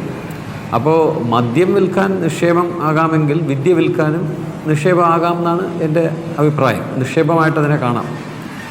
രണ്ടാമത്തെ കാര്യം, എന്തുകൊണ്ട് സ്വകാര്യ സർവകലാശാല വരണം എന്ന് ചോദിച്ചാൽ കേരളത്തിൻ്റെ ചരിത്രം പരിശോധിച്ചാൽ നമുക്ക് മനസ്സിലാകും. നമ്മുടെ ഉന്നത വിദ്യാഭ്യാസ മേഖലയുടെ ചരിത്രം തന്നെ, അതിൻ്റെ തുടക്കം തന്നെ സ്വകാര്യ സ്ഥാപനങ്ങളിലൂടെയായിരുന്നു. ഒരു ഉദാഹരണത്തിന് കോട്ടയത്തെ CMS കോളേജ് സ്കൂളുകൾ എടുത്തു കഴിഞ്ഞാൽ ചാവറ അച്ഛൻ്റെ സ്കൂളുണ്ട്, തിരുവനന്തപുരത്ത് തന്നെ സനാന മിഷനുണ്ട്, ഹോളി ഏഞ്ചൽസ് കോൺവെൻ്റ് ഉണ്ട്, മഹാരാജാസ് ഫ്രീ സ്കൂൾ എന്ന് പറഞ്ഞ് 1837 ആരംഭിച്ചത് ആദ്യം ജോൺ റോബർട്ട്സിൻ്റെ ഒരു സ്വകാര്യ സ്കൂളായിരുന്നു. അപ്പോൾ സ്വകാര്യം എന്ന് പറയുന്നത് എല്ലാം വളരെ മോശമായിട്ടുള്ള കാര്യമാണെന്ന് നമുക്ക് പറയാനൊക്കില്ല. ഇന്ത്യയിൽ തന്നെ വളരെ ഏറ്റവും പ്രശസ്തമായിട്ടുള്ള ഒരു സ്ഥാപനം Indian institute of science Bangalore, അത് സർക്കാർ നടത്തുകയാണോ? അല്ലല്ലോ. അമേരിക്കയിലെ വളരെ പ്രശസ്തങ്ങളായിട്ടുള്ള സർവകലാശാലകൾ അത് സ്വകാര്യ സ്ഥാപനങ്ങളാണ് പലതും. അപ്പോൾ നമ്മൾ ഇതിനെ മാറ്റത്തോടെ നോക്കി കാണണം. ഞാനപ്പോൾ സർക്കാരിനെ ഒരു മാറ്റം വരുത്തിയതിൽ അതിൻ്റെ രാഷ്ട്രീയ വൈരുദ്ധ്യവും നേരത്തെ എതിർത്തതിൻ്റെ കാര്യമൊക്കെ അവഗണിച്ചുകൊണ്ട് ഞാനതിനെ സ്വാഗതം ചെയ്യുന്നു. ഇനി രണ്ടാമത്തെ വിഷയം, ഇത് കൊണ്ടുവരുമ്പോൾ സംഭവിക്കാൻ പോകുന്ന ഞാൻ ഉയർത്തുന്ന ഏറ്റവും വലിയ ആശങ്ക, സ്വകാര്യ സർവകലാശാല വരുമ്പോൾ നമ്മുടെ തദ്ദേശീയമായിട്ടുള്ള അല്ലെങ്കിൽ പൊതു സർവകലാശാലകൾ, ആ സർവകലാശാലകൾക്ക് എന്ത് സംഭവിക്കും? കാരണം ഈ സ്വകാര്യ സർവകലാശാലകൾക്കുള്ള നിയന്ത്രണങ്ങൾ പറഞ്ഞിരിക്കുന്നത് എന്നെ സംബന്ധിച്ചിടത്തോളം അത് എൻ്റെ മികവിൻ്റെ ഒരു വശം മാത്രമേ ആകുന്നുള്ളൂ. അവിടെ ഒരു ജനാധിപത്യ സംവിധാനം ഉണ്ടാകുക, വിദ്യാർത്ഥികൾക്ക് റിസർവേഷൻ ഉണ്ടാകുക, ഇതെല്ലാം സ്വാഗതാർഹമായിട്ടുള്ള കാര്യമാണ്. പക്ഷേ ആ സർവകലാശാലകൾ ഭരിക്കുന്നതിനും അതിനെ നയിക്കുന്നതിനും അതിനെ മുന്നോട്ട് കൊണ്ടുപോകുന്നതിനും ജൈവികമായിട്ട് ഒരു സമ്പ്രദായം ഉണ്ടാകാനായിട്ട് അവർക്ക് സ്വാതന്ത്ര്യമുണ്ട്. പ്രത്യേകിച്ച് മന്ത്രിയെ വിസിറ്റർ എന്ന് പറഞ്ഞ പദവിയിൽ ഉൾപ്പെടുത്താത്തത് കാരണം അവിടെ വേറെ ഒരു ഹെവി വെയിറ്റ് ഉണ്ടാകാതിരിക്കുമ്പോൾ ആ സർവകലാശാലകൾ വളരെ ജൈവികമായിട്ട് അവരുടെ കാര്യങ്ങൾ ചെയ്യുന്ന എനിക്ക് തോന്നുന്നത്. അപ്പോൾ അവയോട് മത്സരിക്കേണ്ടി വരുന്ന നമ്മുടെ പൊതു സർവകലാശാലകളാകട്ടെ രാഷ്ട്രീയ സമ്മർദ്ദത്തിനകത്ത് ഞെരിഞ്ഞമർന്നാണ് ഇരിക്കുന്നതെന്നാണ് എൻ്റെ അഭിപ്രായം. അപ്പോൾ ഈ മത്സരം ഒട്ടും ആരോഗ്യകരമായിട്ടുള്ളൊരു മത്സരമായിരിക്കില്ല. അവർക്കൊരു ലെവൽ പ്ലേയിങ് ഫീൽഡ് നമ്മുടെ പൊതു സർവകലാശാലയ്ക്കും ഈ വരുന്ന സ്വകാര്യ സർവകലാശാലയ്ക്കും തമ്മിൽ മത്സരിക്കാൻ ലഭ്യമാകില്ല. കൈ വരിഞ്ഞ് മുറുക്കി കെട്ടിയ ഒരു പോരാളിയും സർവസ്വതന്ത്രൻ അല്ലെങ്കിൽ ഏകദേശം സർവസ്വതന്ത്രനായ ഒരു പോരാളിയും തമ്മിലുള്ളൊരു മത്സരമായിരിക്കും കാണുക. പിന്നെ ഒരു കാര്യം കൂടെ പറഞ്ഞിട്ട് ഞാൻ അവസാനിപ്പിക്കാം. നമ്മുടെ സർവകലാശാലകളെല്ലാം വളരെ മികവുറ്റതാണ് എന്ന് പറയുന്നതിനോട് ഞാനതിനെ ഇകഴ്ത്തുന്നൊന്നുമില്ല. നമ്മുടെ സർവകലാശാലകളുടെ പുറത്ത് സർക്കാർ ഒരുപാട് പൈസ ചെലവഴിച്ചിട്ടുണ്ട്, ഒരുപാട് പുതിയ സംവിധാനങ്ങൾ കൊണ്ടുവന്നിട്ടുണ്ട്, കുറേയേറെ മാറ്റങ്ങളുണ്ടായിട്ടുണ്ട്. പക്ഷേ നമ്മൾ ഇതിനെ മികവുറ്റതെന്ന് പറയുമ്പോൾ നമ്മൾ നമ്മുടെ സ്വപ്നങ്ങളുടെ കൂമ്പടക്കുകയാണ് ചെയ്യുന്നത്. കേരളത്തിലെ സർവകലാശാലകൾക്ക് എന്താകാൻ സാധിക്കും എന്നുള്ള ചോദ്യം നമ്മൾ മനസ്സിലുണ്ടെങ്കിൽ നമ്മൾ ഇത്തരത്തിലുള്ള പ്രസ്താവനകൾക്ക് പിന്നിൽ ഒരിക്കലും ഒളിക്കില്ല. നമ്മൾ എത്ര കണ്ടുപിടുത്തങ്ങൾ നടത്തുന്നു, നമ്മുടെ ലോകത്തിനെ മാറ്റിമറിക്കുന്ന എന്തൊക്കെ കാര്യങ്ങൾ ചെയ്യുന്നു, എന്തൊക്കെ കാര്യം ചെയ്യാൻ സാധിക്കും. ഞാനൊരു കാര്യം പറയാം. എഡിസൺ ലോകത്ത് ഏറ്റവും കൂടുതൽ കണ്ടുപിടുത്തം നടത്തിയിട്ടുള്ളത് 1047 കണ്ടുപിടുത്തം നടത്തിയിട്ടുള്ള ശാസ്ത്രജ്ഞനാണ്, അല്ലെങ്കിൽ സാങ്കേതിക വിദ്യ വിദഗ്ധനാണ്. നിങ്ങൾ ഇൻ്റർനെറ്റിൽ പോയി നോക്കിയാൽ list of world famous inventors എന്ന് കൊടുത്താൽ ഈ എഡിസണിൽ തുടങ്ങുന്ന പട്ടികയുടെ താഴെ ഒരു 5ഓ 6ഓ സ്ഥാനം കഴിയുമ്പോൾ മലയാളിയായിട്ടുള്ള അജിത് കുമാർ എന്ന് പറഞ്ഞ ഒരാളുടെ പേര് കാണാൻ സാധിക്കും. തിരുവനന്തപുരം എഞ്ചിനീയറിംഗ് കോളേജിൽ നിന്ന് പാസ്സായി അമേരിക്കയിൽ പോയി ജോലി ചെയ്തിട്ടുള്ള ഒരാളാണ്. മാസ്റ്റേഴ്സ് ബിരുദം മാത്രമേ ഉള്ളൂ. അദ്ദേഹത്തിന് 650 ചിൽവാനം കണ്ടുപിടുത്തങ്ങളാണ് അദ്ദേഹത്തിൻ്റെ പേരിലുള്ളത്. എന്തുകൊണ്ട് കേരളത്തിൽ നിന്ന് മാസ്റ്റേഴ്സ് ബിരുദം നേടിയ ഒരാൾക്ക് കേരളത്തിൽ നിന്നുകൊണ്ട് അല്ലെങ്കിൽ ഇന്ത്യയിൽ നിന്നുകൊണ്ട് ഇത്രയും കണ്ടുപിടുത്തം നടത്താൻ സാധിക്കുന്നില്ല? അതിനുള്ള അവസരങ്ങൾ ഉണ്ടാക്കുന്ന സർവകലാശാലകളാണ് നമുക്ക് ആവശ്യം. അപ്പം നമ്മുടെ പൊതു സർവകലാശാലകളെ ഞാൻ ഇകഴ്ത്തുന്നില്ല, പക്ഷേ അവ എല്ലാം നേടിക്കഴിഞ്ഞു എന്നുള്ള പറച്ചിൽ നമ്മുടെ യുവതലമുറയോടും അവരുടെ സ്വപ്നങ്ങളോടും ചെയ്യുന്ന വലിയ അനീതിയാണെന്ന് ഈ അവസരത്തിൽ ഞാൻ ചൂണ്ടിക്കാണിക്കും. ഒരു കാര്യം കൂടി, ഇപ്പോൾ കേരള സർവകലാശാല NIRF റാങ്കിങ്ങിൽ 24 എൻ്റെ വിശ്വാസം. സർവകലാശാല തലത്തിൽ മറ്റു വിദ്യാഭ്യാസ സ്ഥാപനങ്ങളെല്ലാം കൂടി കണക്കിലെടുത്താൽ 47ാമത്തെ റാങ്കിങ്ങിലാണ്. ആ കണക്കാണ് ഇപ്പോൾ ഇടതുപക്ഷം പ്രധാനമായിട്ടും ഉയർത്തി കാണിക്കുന്നത്. ഞങ്ങൾ സർവകലാശാലകളെ ശാക്തീകരിച്ചു, ഞങ്ങൾ സർക്കാർ സംവിധാനത്തിലുള്ള സർവകലാശാലകളെ മികവുറ്റതാക്കി മാറ്റി. അപ്പോൾ ഇന്ത്യയിൽ തന്നെ 24ാമത്തെ സർവകലാശാലയായി കേരള സർവകലാശാലയെ മാറ്റിയതിൽ അഭിമാനം കൊള്ളുന്ന സർക്കാരിന് യഥാർത്ഥത്തിൽ ആ അർത്ഥത്തിൽ അഭിമാനം കൊള്ളാൻ വകയുണ്ടെങ്കിലും ഈ സ്വകാര്യ സർവകലാശാല വരുമ്പോൾ ആ മത്സരത്തെ ചെറുക്കാനുള്ള ശേഷിയില്ലെന്നാണ് താങ്കൾ പറഞ്ഞു വയ്ക്കുന്നത്. അല്ല, ഈ ഒന്നാമത്തെ കാര്യം NIRF റാങ്ക് എന്ന് പറഞ്ഞത് ഒരു അന്തിമ വാക്കല്ല. ഞാനൊരു വിദ്യാഭ്യാസ രംഗത്ത് അകത്ത് നിന്ന് പ്രവർത്തിച്ച വിദ്യാഭ്യാസ രംഗത്തിനെ കണ്ടതാണ്. എൻ്റെ അഭിപ്രായം, കേരള സർവകലാശാലയിൽ എൻ്റെ മുന്നിൽ വന്ന വിദ്യാർത്ഥികളുടെ ഉള്ളിൽ ഉറങ്ങിക്കിടക്കുന്ന കഴിവിൻ്റെ 25% പോലും ഉണർത്തിയെടുക്കാൻ എനിക്ക് സാധിച്ചിട്ടില്ല എന്നാണ് ഞാൻ വിശ്വസിക്കുന്നത്. അപ്പോൾ അങ്ങനെ ഒരു അവസരത്തിൽ NIRFൻ്റെ റാങ്ക് എന്തായാലും നമ്മുടെ കേരളത്തിലെ യുവത്വത്തോട് നീതി പുലർത്തിക്കൊണ്ട് എന്നോടൊരു അഭിപ്രായം ചോദിച്ചാൽ നമുക്ക് ഇനിയും ഒരുപാട് മുന്നോട്ട് പോകാനുണ്ടെന്നാണ് എൻ്റെ അഭിപ്രായം. ഞാനൊരു വിദേശ സർവകലാശാലയിൽ, ലോകത്തെ ഒരുപക്ഷെ ഏറ്റവും മികച്ച സർവകലാശാലയിൽ പഠിച്ചിട്ടുള്ള ആളാണ്. കേംബ്രിഡ്ജ് സർവകലാശാലയിലെ വിദ്യാർത്ഥിയായിരുന്നു ഞാൻ. അപ്പോൾ എനിക്കൊരിക്കലും പറയാനൊക്കുന്നില്ല ഈ NIRF റാങ്കിങ് കാരണം നമ്മളെല്ലാം നേടിയെന്ന് പറയാനൊക്കുന്നില്ല. പക്ഷേ ഞാൻ ഒരിക്കലും നമ്മുടെ പൊതു സർവകലാശാലകളെ ഇകഴ്ത്തില്ല. കാരണം അത് നമ്മുടെ എല്ലാവരുടെയും കൂടെയാണ്. അത് LDFൻ്റെയോ UDFൻ്റെയോ അല്ല. അത് കേരളത്തിലെ ജനങ്ങളും നമ്മുടെ എല്ലാ മക്കളും പോയി പഠിക്കേണ്ടുന്ന ഒരു സ്ഥലമാണ്. അവിടെ എന്തെങ്കിലും ചെറുതായിട്ട് നല്ലതായിട്ട് ചെയ്തിട്ടുള്ള കാര്യത്തിനെ ഞാൻ പ്രോത്സാഹിപ്പിക്കുകയും അംഗീകരിക്കുകയും ചെയ്യുന്നു. പക്ഷേ നമ്മൾ എല്ലാം നേടി എന്ന് കരുതുന്നത് തികച്ചും തെറ്റിദ്ധാരണാജനകമായിട്ടുള്ള കാര്യമാണ്. NIRF റാങ്കിങ് 1 ആയാലും നമുക്ക് വേറെ പല വസ്തുതകൾ നമ്മുടെ മുഖത്തേക്ക് തുറച്ചു നോക്കുന്നുണ്ട്. അത് നമുക്കെല്ലാവർക്കും അറിയാം. അപ്പോൾ അങ്ങനെയാണെങ്കിൽ ഇത്രയും മികച്ച സർവകലാശാലയാണെങ്കിൽ ഈ കേരളത്തിൽ നിന്ന് ഇത്രയും വിദ്യാർത്ഥികൾ പുറത്തോട്ട് പോകുമ്പോൾ നമുക്ക് അകത്തോട്ട് വരുന്നത് കേരള സർവകലാശാലയിലായിരിക്കും ഏകദേശം ഞാൻ പ്രൊഫസറായിരിക്കുമ്പോൾ ഒരു 100 വിദേശ വിദ്യാർത്ഥികളുണ്ടാവും. അവരൊന്നും തന്നെ വികസിത രാജ്യങ്ങളിൽ നിന്ന് വരുന്നവരല്ല. എന്തുകൊണ്ടാണെന്ന് നമുക്ക് ചോദിക്കേണ്ടി വരും. അപ്പോൾ നമ്മൾ കാണേണ്ടത് നമ്മുടെ മലയാളി സമൂഹത്തിന്, മലയാളി യുവത്വത്തിന് എന്ത് ചെയ്യാൻ സാധിക്കും, നമ്മുടെ മുന്നിൽ കാണാത്ത ആ നേട്ടത്തിൻ്റെ സൗധത്തിനെ കാണാൻ കഴിയുക എന്നുള്ളതാണ് നമ്മൾ ചെയ്യേണ്ടത്. അല്ലാതെ നമ്മുടെ നേട്ടത്തിനെ ഇങ്ങനെ പറഞ്ഞുകൊണ്ടിരിക്കുകയും നമ്മളെല്ലാം ആയി എന്ന് പറയുന്നത് നമ്മുടെ സ്വപ്നങ്ങളുടെ കൂമ്പടയ്ക്കുമെന്ന് ഞാൻ ഒരിക്കൽ കൂടി ആവർത്തിച്ച് പറയുക. ഞാൻ വളരെ ആത്മാർത്ഥമായ പ്രതികരണമാണ്. ഞാൻ അഡ്വക്കേറ്റ് ആർ അപർണയിലേക്ക് വരാം. എനിക്കൊരു ചെറിയ ഇടവേള വേണം. സ്വകാര്യ സർവകലാശാല ബിൽ സർക്കാർ കൊണ്ടുവരുമ്പോൾ അത് ഇടതുപക്ഷ സർക്കാരിൻ്റെ നയം മാറ്റമാണോ എന്നാണ് ചോദ്യം. കാലാനുസൃതമായ മാറ്റമാണെന്ന് വിദ്യാഭ്യാസ മന്ത്രി പറയുന്നു. അഡ്വക്കേറ്റ് കെ അനിൽകുമാർ CPM പ്രതിനിധി, ലീഗ് പ്രതിനിധി, UDF പ്രതിനിധി PK Navas, professor doctor Achyushankar വിദ്യാഭ്യാസ വിദഗ്ധൻ, സേവ് എഡ്യൂക്കേഷൻ കമ്മിറ്റി അംഗം അഡ്വക്കേറ്റ് ആർ അപർണ എന്നിവരാണ് പാനലിൽ. അഡ്വക്കേറ്റ് ആർ അപർണ, എങ്ങനെയാണ് നിങ്ങൾ ഈ സ്വകാര്യ സർവകലാശാലകളെ സ്വാഗതം ചെയ്തുകൊണ്ടുള്ള ഈ ബില്ലിനെ കാണുന്നത്? നേരത്തെ സർക്കാർ എടുത്തിരുന്ന നിലപാടിന് ഘടകവിരുദ്ധമാണെന്ന് പറയുമ്പോഴും വൈകിയെത്തിയ വിവേകമാണെങ്കിലും അത് കാലാനുസൃത മാറ്റമാണ് എന്നുള്ളതാണ് വിദ്യാഭ്യാസ വിദഗ്ധരും ചൂണ്ടിക്കാട്ടുന്നത്. ഈ നീക്കത്തെ നിങ്ങൾ എങ്ങനെയാണ് കാണുന്നത്, അഡ്വക്കേറ്റ് ആർ അപർണ?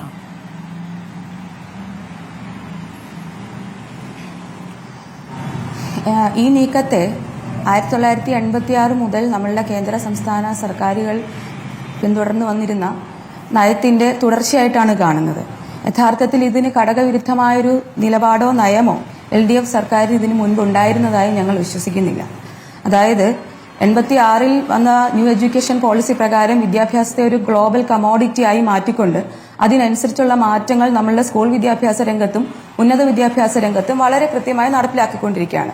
സ്കൂൾ വിദ്യാഭ്യാസ രംഗത്ത് ഈ നയങ്ങൾ നടപ്പിലാക്കിയതിന്റെ ഫലമായി, അതായത് DPP, SSA അടക്കമുള്ള നയങ്ങൾ നടപ്പിലാക്കിയതിന്റെ ഫലമായി ഇന്നിപ്പോൾ ഈ കഴിഞ്ഞ ആഴ്ച പുറത്തു വന്ന അസർ റിപ്പോർട്ട് പ്രകാരം പോലും 8ാം ക്ലാസ്സിൽ പഠിക്കുന്ന 80% മാത്രമാണ് 2ാം ക്ലാസ്സിലെ പാഠപുസ്തകങ്ങൾ വായിക്കാൻ കഴിയുന്നത്. അപ്പോൾ ആ വിധത്തിൽ വിദ്യാർത്ഥികളുടെ പഠന നിലവാരം അത് ഇടിഞ്ഞുകൊണ്ടേയിരിക്കുകയാണ്. മുൻ വർഷങ്ങളേക്കാൾ അത് ഇടിഞ്ഞുകൊണ്ടിരിക്കുകയാണ്.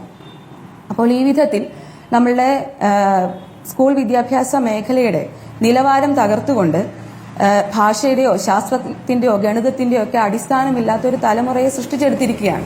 അപ്പോൾ അത്തരമൊരു തലമുറയുടെ നിലനിൽക്കുകയും ഇവിടെ ഉന്നത വിദ്യാഭ്യാസ രംഗത്ത് റൂസ കൊണ്ടുവന്നുകൊണ്ട് നമ്മളുടെ ഉന്നത വിദ്യാഭ്യാസ മേഖലയിലും വളരെ വലിയ മാറ്റങ്ങൾ കൊണ്ടുവന്നു. Choice based credit and semester system നടപ്പിലാക്കി. അതുപോലെ തന്നെ ഈ സ്വകാര്യ സംരംഭകരെ ഇവിടെ കുടിയിരുത്തുന്നതിന്റെ ഭാഗമായിട്ട് സ്വാശ്രയ സമ്പ്രദായം ഇവിടെ നടപ്പിലാക്കി. അത് 2006-2011 കാലയളവിൽ LDF ഗവൺമെന്റ് ഭരിക്കുന്ന കാലയളവിൽ 215 സ്വാശ്രയ കോളേജുകൾക്ക് ഇവിടെ അനുവാദം കൊടുത്തിട്ടുണ്ട്. UDF ഗവൺമെന്റിന്റെ കാര്യവും വ്യത്യസ്തമല്ല. അപ്പോൾ ഇവിടെ സ്വകാര്യ വിദ്യാഭ്യാസത്തെ ഒരു കമോഡിറ്റിയാക്കി മാറ്റിക്കൊണ്ട് അതിലൂടെ ലാഭമുണ്ടാക്കുക എന്നുള്ളൊരു നയം അതിവിടെ കക്ഷി രാഷ്ട്രീയ ഭേദമന്യേ എല്ലാ ഗവൺമെന്റുകളും പിന്തുടർന്നിട്ടുള്ളതാണ്. 2020 ആഗോള പശ്ചാത്തലത്തിൽ ഈ വിദ്യാഭ്യാസത്തിൽ മൂലധന നിക്ഷേപമില്ലാതെ ഏതെങ്കിലും സമൂഹം ഇപ്പോൾ പ്രവർത്തിക്കുന്നുണ്ടോ?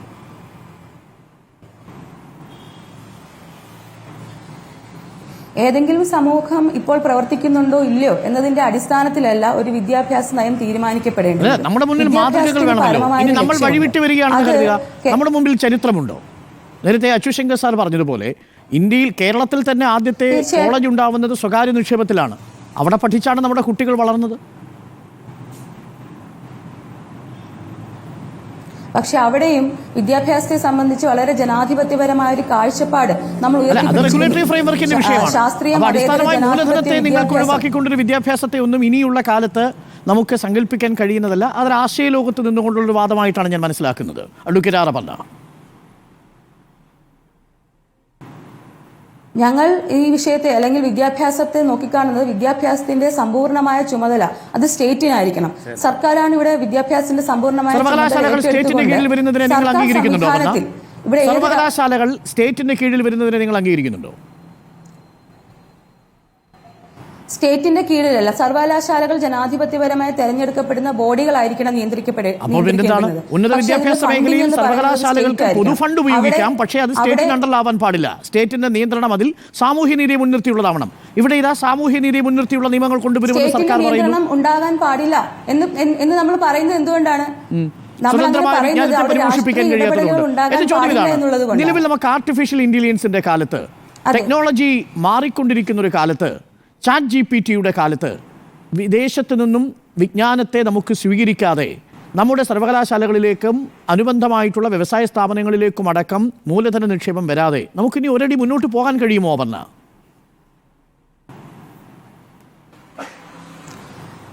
അത്തരമൊരു ആശങ്കയിൽ അടിസ്ഥാനമില്ല എന്നുള്ളതാണ്. അതായത് ChatGPT ഉൾപ്പെടെയുള്ള കാര്യങ്ങൾ അതിവിടെ ശാസ്ത്രം മുന്നോട്ട് പോകുന്നതനുസരിച്ച് അത്തരം കാര്യങ്ങൾ വികസിച്ചുകൊണ്ടേയിരിക്കും. ഈ ശാസ്ത്രം മുന്നോട്ട് പോകുന്നതിനെ കുറിച്ചുള്ള നിങ്ങളുടെ കാഴ്ചപ്പാട് എന്താണ്?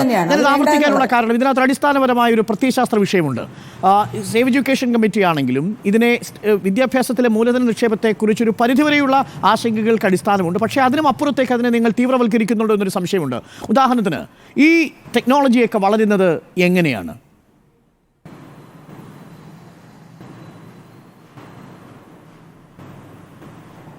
ടെക്നോളജി വളരുന്നത്, ഇന്നിപ്പോൾ ടെക്നോളജിയുടെ വളർച്ച എന്ന് പറയുന്നത് ഇവിടുത്തെ ഗ്ലോബൽ മാർക്കറ്റിന്റെ ആവശ്യകതയ്ക്കനുസരിച്ചാണ്. മാർക്കറ്റിന്റെ ആവശ്യകതയ്ക്ക് ആവശ്യമായിട്ടുള്ള ടെക്നോളജിയാണ്, അത്തരം ഗവേഷണങ്ങളാണ് ഇവിടെ പ്രോത്സാഹിപ്പിച്ചുകൊണ്ടിരിക്കുന്നത്. ഈ സ്വകാര്യ സർവകലാശാലകളിൽ പോലും സ്വതന്ത്രമായൊരു പഠനത്തിനുള്ള ഒരു അന്തരീക്ഷം ഉണ്ടാവില്ല. മറിച്ച് ഇവിടുത്തെ കോർപ്പറേറ്റുകൾ ആവശ്യപ്പെടുന്ന തരത്തിലുള്ള ഗവേഷണങ്ങളും അത്തരത്തിലുള്ള കോഴ്സുകളുമായിരിക്കും അത്തരത്തിലുള്ള ആളുകളെ സൃഷ്ടിക്കുന്ന, അവർക്ക് ആവശ്യമായിട്ടുള്ള സൃഷ്ടിക്കുന്ന മുതലാളിത്തത്തിനാവശ്യമായിട്ടുള്ള, കമ്പോളത്തിനാവശ്യമായിട്ടുള്ള, സ്വകാര്യ കമ്പനികൾക്ക് ആവശ്യമായിട്ടുള്ള തൊഴിൽ സേനയെ സൃഷ്ടിക്കാൻ വേണ്ടിയാണ് ഈ സ്വകാര്യ സർവകലാശാലകൾ വരുന്നതെന്നാണ് താങ്കളുടെ പക്ഷം. ഇപ്പോൾ തോമസ് ആൽവ എഡിസനെ പോലെയുള്ള ഒരു ശാസ്ത്രജ്ഞൻ ജനിച്ചത് എങ്ങനെയാണ്? തീർച്ചയായിട്ടും. അപ്പൊ ആ എഡിസനെ പോലെയുള്ള ഒരാളെ നിങ്ങൾ കാണുന്നത് എങ്ങനെയാണ്? നേരത്തെ അച്യുശങ്കർ സാർ സൂചിപ്പിച്ചതുപോലെ ഇനി അത്തരത്തിൽ ശാസ്ത്രജ്ഞന്മാരോ അല്ലെങ്കിൽ സാഹിത്യകാരന്മാരോ ഒന്നും നമ്മളുടെ ഇത്തരം വിദ്യാഭ്യാസ സംവിധാനങ്ങളിൽ നിന്നും ഉണ്ടാകാൻ പോകുന്നില്ല എന്നുള്ളതാണ് യാഥാർത്ഥ്യം. കാരണം ഇപ്പോൾ UGC റെഗുലേഷൻസ് വന്നതിലൂടെ നമുക്കറിയാം, ഒരു പഠിക്കാത്ത വിഷയം ഒരു അധ്യാപകനാകുന്നതിന് അദ്ദേഹം പഠിപ്പിക്കാൻ പോകുന്ന വിഷയം ബിരുദതലത്തിലോ ബിരുദാനന്തര തലത്തിലോ പഠിക്കണമെന്ന് ഒരു നിർബന്ധവും ഇല്ല. അയാൾക്ക് പഠിക്കാതെ തന്നെ അതിൽ PhD ചെയ്യാം, അയാൾക്ക് നെറ്റ് പരീക്ഷ എഴുതാം, അയാൾക്കൊരു അധ്യാപകനായി തീരാം. അപ്പോൾ അങ്ങനെ അടിസ്ഥാനമില്ലാതെ പഠിച്ചു വരുന്ന ആളുകൾ പഠിപ്പിക്കുന്നവർ അല്ലെങ്കിൽ അത്തരം ആളുകളെ സൃഷ്ടിക്കുന്ന ഒരു വിദ്യാഭ്യാസ സംവിധാനത്തിൽ അടിസ്ഥാനമായ വിദ്യാഭ്യാസം എന്ന് പറയുന്നത് സർക്കാർ കൊടുക്കുന്ന സർവകലാശാലകളിലാണ് എന്ന് താങ്കൾ പറയുകയാണെങ്കിൽ എന്റെ ചോദ്യം ഇതാണ്: 90-കൾക്ക് മുമ്പുള്ള സർവകലാശാലയാണോ താങ്കളുടെ ഒരു ഐഡിയൽ സർവകലാശാലയായിട്ട് കണക്കാക്കുന്നത്? അങ്ങനെ ഒരു സർവകലാശാലയുണ്ടോ താങ്കളെ സംബന്ധിച്ചിടത്തോളം? 90കൾക്ക് മുമ്പുള്ള സർവകലാശാല അങ്ങനെയുള്ള കാലഘട്ടത്തിന്റെ അടിസ്ഥാനത്തിലല്ല നമ്മളത് നിർണ്ണയിക്കേണ്ടുന്ന ഐഡിയൽ എന്നുള്ളത്. സർവകലാശാലയുടെ പരമമായ ലക്ഷ്യം അല്ലെങ്കിൽ വിദ്യാഭ്യാസത്തിന്റെ തന്നെ പരമമായ ലക്ഷ്യത്തെ മുൻനിർത്തിക്കൊണ്ടുള്ള പരിഷ്കരണങ്ങളായിരിക്കണം ഉണ്ടാവുന്നത്. തിരിച്ചു വരാം. അതിനകത്തൊരു ആശയപരമായ വാദത്തിന്റെ എലമെന്റ് ഉണ്ട്, അത് നമുക്ക് ചർച്ചയ്ക്ക് വയ്ക്കാം. തീർച്ചയായിട്ടും അതൊരു ആശങ്കയാണ്. ഞാൻ അഡ്വക്കേറ്റ് കെ അനിൽകുമാറിലേക്ക് വന്നാൽ, advocate K Anilkumar, P K Navas ഒട്ടേറെ കാര്യങ്ങൾ ഉന്നയിച്ചു. ആ ചോദ്യങ്ങൾക്കുള്ള മറുപടി വേണം. സ്ട്രെയിറ്റ് ആയിട്ടുള്ള എൻ്റെ ചോദ്യം പൊളിറ്റിക്കലാണ്. നിങ്ങൾ 2016 ജനുവരി 29 ആഗോള വിദ്യാഭ്യാസ സംഗമം സംഘടിപ്പിക്കുന്ന വേദിയിലേക്ക് അന്ന് TP ശ്രീനിവാസൻ വന്നപ്പോൾ അടിച്ചിട്ടതിനെക്കുറിച്ച് ഇന്ന് മാധ്യമപ്രവർത്തകർ ചോദിച്ചപ്പോൾ അവിടെ മാപ്പ് പറയേണ്ട സാഹചര്യമില്ല എന്ന് പറഞ്ഞു. അന്ന് കടകംപള്ളി സുരേന്ദ്രൻ മാപ്പ് പറഞ്ഞു എന്നാണ് എൻ്റെ ഓർമ്മ.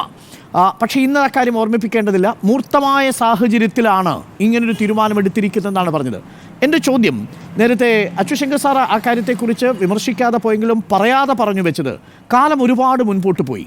നമ്മൾക്ക് ആ ആദ്യത്തെ ബസ് നഷ്ടപ്പെട്ടു. ഉദാഹരണത്തിന് 2000 നമ്മൾ CPM തന്നെ വിമർശിച്ച ഒരു പ്രധാനപ്പെട്ട റിപ്പോർട്ട് ഉണ്ടായിരുന്നതായിട്ട് താങ്കൾക്ക് ഓർമ്മിക്കുന്നുണ്ടല്ലോ. അംബാനിയും ബിർളയും ചേർന്ന് തയ്യാറാക്കിയ AB വാജ്പേയിയുടെ കാലത്തെ report and policy framework four reforms in education.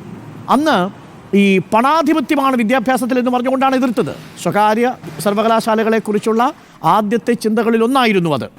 ഇന്ന് ആ ആശയത്തെ നമുക്ക് എടുക്കേണ്ടി വരുന്നു 1/4 നൂറ്റാണ്ടിനു ശേഷം. അപ്പോൾ നമുക്ക് മുൻകൂട്ടി കാണാൻ കഴിയുന്നുണ്ടോ? ഒരു ദീർഘവീക്ഷണമില്ലായ്മയുണ്ടോ ഇവിടെ എന്നുള്ളതൊരു പ്രസക്തമായ ചോദ്യമല്ലേ അനിൽകുമാർ? അല്ല, ആദ്യം ഏതാ വേണമെന്നുള്ളതാണ് പ്രിയോറിറ്റി. ഇവിടെ ബഹുമാനപ്പെട്ട കോൺഗ്രസ് പ്രതിനിധിയാണ് പറഞ്ഞത്. അദ്ദേഹം പറഞ്ഞൊരു കാര്യം, കേരളത്തിൽ പുതുതായിട്ട് ഏതെങ്കിലും സർവകലാശാല ആരംഭിച്ചോ? ഈ നമ്മുടെ ചർച്ച പങ്കെടുക്കുന്ന ഏറ്റവും നല്ല നിലയ്ക്ക് അദ്ദേഹം ചർച്ച പങ്കെടുത്തു. പക്ഷേ അദ്ദേഹം പോലും ഇങ്ങനെ സർവകലാശാല, ഡിജിറ്റൽ സർവകലാശാല കേരളത്തിൽ ആരംഭിച്ചതായിട്ട് അറിഞ്ഞില്ല എന്ന് പറഞ്ഞാൽ ഞാൻ അത്ഭുതപ്പെടുകയാണ്. കാരണം നമ്മുടെ നാട്ടിലുണ്ടായ പൊതുബോധത്തിൻ്റെ ഇന്ത്യ രാജ്യത്തെ ആദ്യത്തെ ഡിജിറ്റൽ യൂണിവേഴ്സിറ്റി കേരളത്തിലാണ്. അത് പിണറായി സർക്കാരാണ് ആരംഭിച്ചത്. ബഹുമാനപ്പെട്ട അച്യുശങ്കർ സാറ് വളരെ മനോഹരമായിട്ടാണ് ഈ കാര്യങ്ങൾ സംസാരിച്ചത്. പക്ഷേ ഗ്രഫീൻ എന്ന് പറയുന്നൊരു പുതിയ പദാർത്ഥം ഡിജിറ്റൽ സർവകലാശാല ഗവേഷണത്തിലൂടെ മുന്നോട്ട് പോകുന്ന വിവരം അദ്ദേഹം അറിഞ്ഞിട്ടുള്ളതാവാം. ഇപ്പം തന്നെ ഉന്നത വിദ്യാഭ്യാസ മേഖലയിലെ സർവകലാശാലകളെ ഒരു കുടക്കീഴിൽ കൊണ്ടുകൊണ്ട് കേരളത്തിലെ LDU ഗവൺമെൻറ് ഇപ്പം തന്നെ ഒരു നിമിഷം അനിൽകുമാർ, ഇനി നമ്മളുടെ രണ്ടാം ഘട്ടത്തിൽ ചോദിച്ചും പറഞ്ഞുമാണ് പോകുന്നത്. അങ്ങ് വാദം പൂർത്തിയാക്കിയാൽ 2 ഒബ്ജെക്ഷൻസ് ഉണ്ട് അങ്ങയുടെ 2 സ്റ്റേറ്റ്മെൻറ്റിലും. 2ലേക്ക് നമുക്ക് പോകണം. അങ്ങ് പറഞ്ഞ് പൂർത്തിയാക്കിയതിന് ശേഷമേ ഞാൻ പോകൂ. 1 മിനിറ്റിനുള്ളിൽ. ഒന്ന്, ഗ്രഫീൻ പുതിയ പദാർത്ഥം എന്ന് പറഞ്ഞാൽ ഭാവിയിലെ പദാർത്ഥം എന്നറിയപ്പെടുന്ന വിധം ഇരുമ്പിന് പകരമായി ലോകത്ത് കണ്ടുപിടുത്തങ്ങളിലേക്ക് വികസിക്കുന്ന പദാർത്ഥമായിട്ടാണ് ഞാൻ മനസ്സിലാക്കിയത്. അതിനപ്പുറം ഉണ്ടെങ്കിൽ അങ്ങ് പറയുന്നത് ഞാൻ സ്വീകരിക്കുകയും ചെയ്യും. കാരണം ഒരു അങ്ങയെ ആദരിച്ചുകൊണ്ടാണ് ഞാനത് സംസാരിച്ചത്. അപ്പോൾ ഗ്രഫീനെ പോലുള്ള ഒരു കാര്യത്തിന് ഗവേഷണത്തിന് 200 കോടി രൂപ കേരളം മാറ്റിവെച്ചിരിക്കുകയാണ്. മാത്രമല്ല സർവകലാശാലകളിൽ ഇന്നൊവേഷൻ സെൻറ്ററുകൾ ഉണ്ടാക്കിയിരിക്കുകയാണ്. ഇപ്പോൾ കോട്ടയത്ത് മഹാത്മാഗാന്ധി സർവകലാശാലയിൽ 55 കാര്യങ്ങൾ പേറ്റൻറ്റ് ചെയ്ത് എനിക്ക് നേരിട്ടറിയാം. ഞങ്ങളിവിടെ ഒരു പേറ്റൻറ്റ് ഫെസ്റ്റ് തീരുമാനിച്ചിട്ടുണ്ട്. എന്തെല്ലാം കാര്യങ്ങളാണ് പേറ്റൻറ്റ് ചെയ്തതെന്ന് ജനങ്ങളെ കാണിക്കാൻ പേറ്റൻറ്റ് ഫെസ്റ്റ് തീരുമാനിച്ചിരിക്കുകയാണ്. നമ്മൾ സർവകലാശാലകളിലെല്ലാം ഗംഭീരമായി പൂർണ്ണമായി കഴിഞ്ഞു എന്ന അവകാശവാദം പാടില്ല. അത് ബഹുമാനപ്പെട്ട അച്യുശങ്കർ സാർ പറയുന്നതിനെ സ്വീകരിച്ചിരിക്കുന്നു. ശരി, അവിടെ സർവകലാശാലകളെ ഞാൻ ഉയർത്തി പറയാൻ കാരണം എന്തായിരുന്നു? എനിക്ക് മനസ്സിലായി. ഞാൻ ആ വാദത്തിൽ ഒരു ഒബ്ജക്ഷൻ എടുത്ത് എന്താണ് അവരുടെ അഭിപ്രായ വ്യത്യാസം കൂടി കേട്ടിട്ട് വരാം. അങ്ങയിലേക്ക് തന്നെ മടങ്ങും. അഭിപ്രായ വ്യത്യാസത്തിന് ശേഷം PK നവാസ് കൈ ഉയർത്തിയിരുന്നു. ഡിജിറ്റൽ സർവകലാശാലയെക്കുറിച്ച് താങ്കൾ അറിഞ്ഞില്ലേ? അത് ഈ പിണറായി സർക്കാരിൻ്റെ കാലത്തല്ലേ എന്നാണ് അനിൽകുമാറിൻ്റെ ചോദ്യം. ഞാൻ നേരത്തെ എൻ്റെ സംസാരത്തിലൂടെ ഞാൻ പറഞ്ഞു പോയിരുന്നു, അദ്ദേഹം ശ്രദ്ധിച്ചോന്നറിയില്ല. നിങ്ങൾ പ്രൈവറ്റ് സർവകലാശാലയും ഡിജിറ്റൽ സർവകലാശാലയും കൊണ്ടുവന്നതിനെ കുറിച്ചാണ് ഞാൻ നേരത്തെ സൂചിപ്പിച്ചു പോയത്. അത് ഏത് ഘട്ടത്തിൽ വന്നുവെന്നും ആ സർവകലാശാലകൾ കേരളത്തിലെ വിദ്യാർത്ഥി സമൂഹത്തിന് നൽകുന്ന കോഴ്സുകളെക്കുറിച്ചും ഞാൻ നേരത്തെ സംസാരത്തിൽ സൂചിപ്പിച്ചു പോയി. അദ്ദേഹം ശ്രദ്ധിക്കാത്തതുകൊണ്ടായിരിക്കാം അത്. ശരി, പ്രൊഫസർ ഡോക്ടർ അച്യുശങ്കർ സാർ നേരത്തെ ഗ്രാഫിൻ്റെ കാര്യത്തെക്കുറിച്ച് അങ്ങെന്തോ ഒരു കാര്യം പ്രതികരിച്ചിരുന്നു, അതിലൂടി. ഇല്ല, എൻ്റെ ഒരു അഭിപ്രായം, നമ്മൾ ഈ വളരെ അക്കാഡമിക്കായിട്ടുള്ള വിഷയങ്ങൾ ഞാൻ വളരെ അപ്രീഷിയേറ്റ് ചെയ്യുന്നു ശ്രീ അനിൽകുമാർ ഞാൻ പറഞ്ഞതിനെ സ്വീകരിച്ചു എന്ന് പറഞ്ഞതിൽ. കാരണം സാധാരണ ചാനൽ ചർച്ചകളിൽ നമ്മളങ്ങനെ കാണാറില്ല. പരസ്പരം പറയുന്ന കാര്യങ്ങൾ അങ്ങോട്ടും ഇങ്ങോട്ടും ഓരോരുത്തരുടെ വൈദഗ്ധ്യം അനുസരിച്ച്, അദ്ദേഹം രാഷ്ട്രീയത്തിനെ കുറിച്ചൊരു കാര്യം പറയുമ്പോൾ ഞാനത് ശ്രദ്ധിക്കുന്നു. ഞാൻ സയൻസിനെ കുറിച്ചൊരു കാര്യം പറഞ്ഞു. ഗ്രാഫീൻ എന്ന് പറഞ്ഞത് ഒരുപാട് കാലമായിട്ടുള്ളൊരു പദാർത്ഥമാണ്. അതിൽ ഡിജിറ്റൽ യൂണിവേഴ്സിറ്റി ഗവേഷണം ചെയ്യുന്നതായിട്ട് എനിക്കറിയാം. വളരെ നല്ല കാര്യം, സ്വാഗതാർഹം.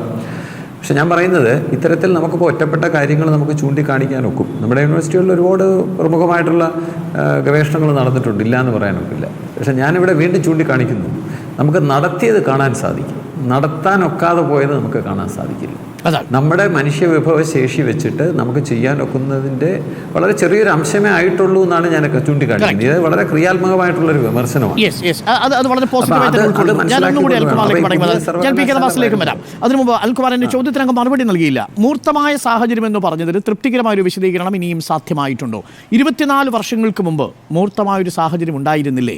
നമ്മളൊരു ടേക്ക് ഓഫ് സ്റ്റേജിലായിരുന്നില്ലേ? ലിബറലൈസേഷൻ വന്നതിന് ശേഷമുള്ളൊരു കാലഘട്ടത്തിൽ സ്വകാര്യ കമ്പനികൾ വരുന്നു, നിക്ഷേപങ്ങൾ വരുന്നു, നമ്മളതിനെ സ്വീകരിക്കുന്നു. ആദ്യഘട്ടത്തിൽ ആശയക്കുഴപ്പം ഉണ്ടാകുന്നു, നമ്മളത് എതിർക്കുന്നു. പിന്നീട് വീണ്ടും സ്വകാര്യ നിക്ഷേപമാകാമെന്ന നിലപാട് വരുന്നു, പ്രൈവറ്റ് പബ്ലിക് പാർട്ട്ണർഷിപ്പ് വരുന്നു. അപ്പോൾ ഈ കാലഘട്ടത്തിൽ കേന്ദ്ര സർക്കാർ കൊണ്ടുവന്ന പദ്ധതിയോട് മുഖം തിരിച്ചു നിന്ന് 1/4 നൂറ്റാണ്ടിനു ശേഷം അതേ ആശയത്തെ സ്വീകരിക്കുമ്പോൾ നഷ്ടപ്പെട്ടു പോയ വർഷങ്ങൾക്ക് ആര് സമാധാനം പറയും? അതിൽ ഒരിട്ടും വിചാരിക്കേണ്ട കാര്യമില്ല. കാരണം ഞങ്ങളുടെ ഫോക്കസ് എന്തിനായിരുന്നു? ആഗോളവൽക്കരണം എന്ന പേരിൽ നമ്മുടെ നാട്ടിലെ ജനങ്ങളുടെ ജീവിതാവശ്യങ്ങളുടെ ഭാഗമായും വിദ്യാഭ്യാസ ആവശ്യങ്ങളുടെ ഭാഗമായും രൂപപ്പെടുത്തിയതിനെ തട്ടിക്കൊണ്ടുപോകാൻ വേണ്ടി പരിശ്രമിച്ചപ്പോൾ ഇവിടെ നടന്നൊരു യുദ്ധമുണ്ട്, ഒരു പ്രതിരോധ സമരമുണ്ട്.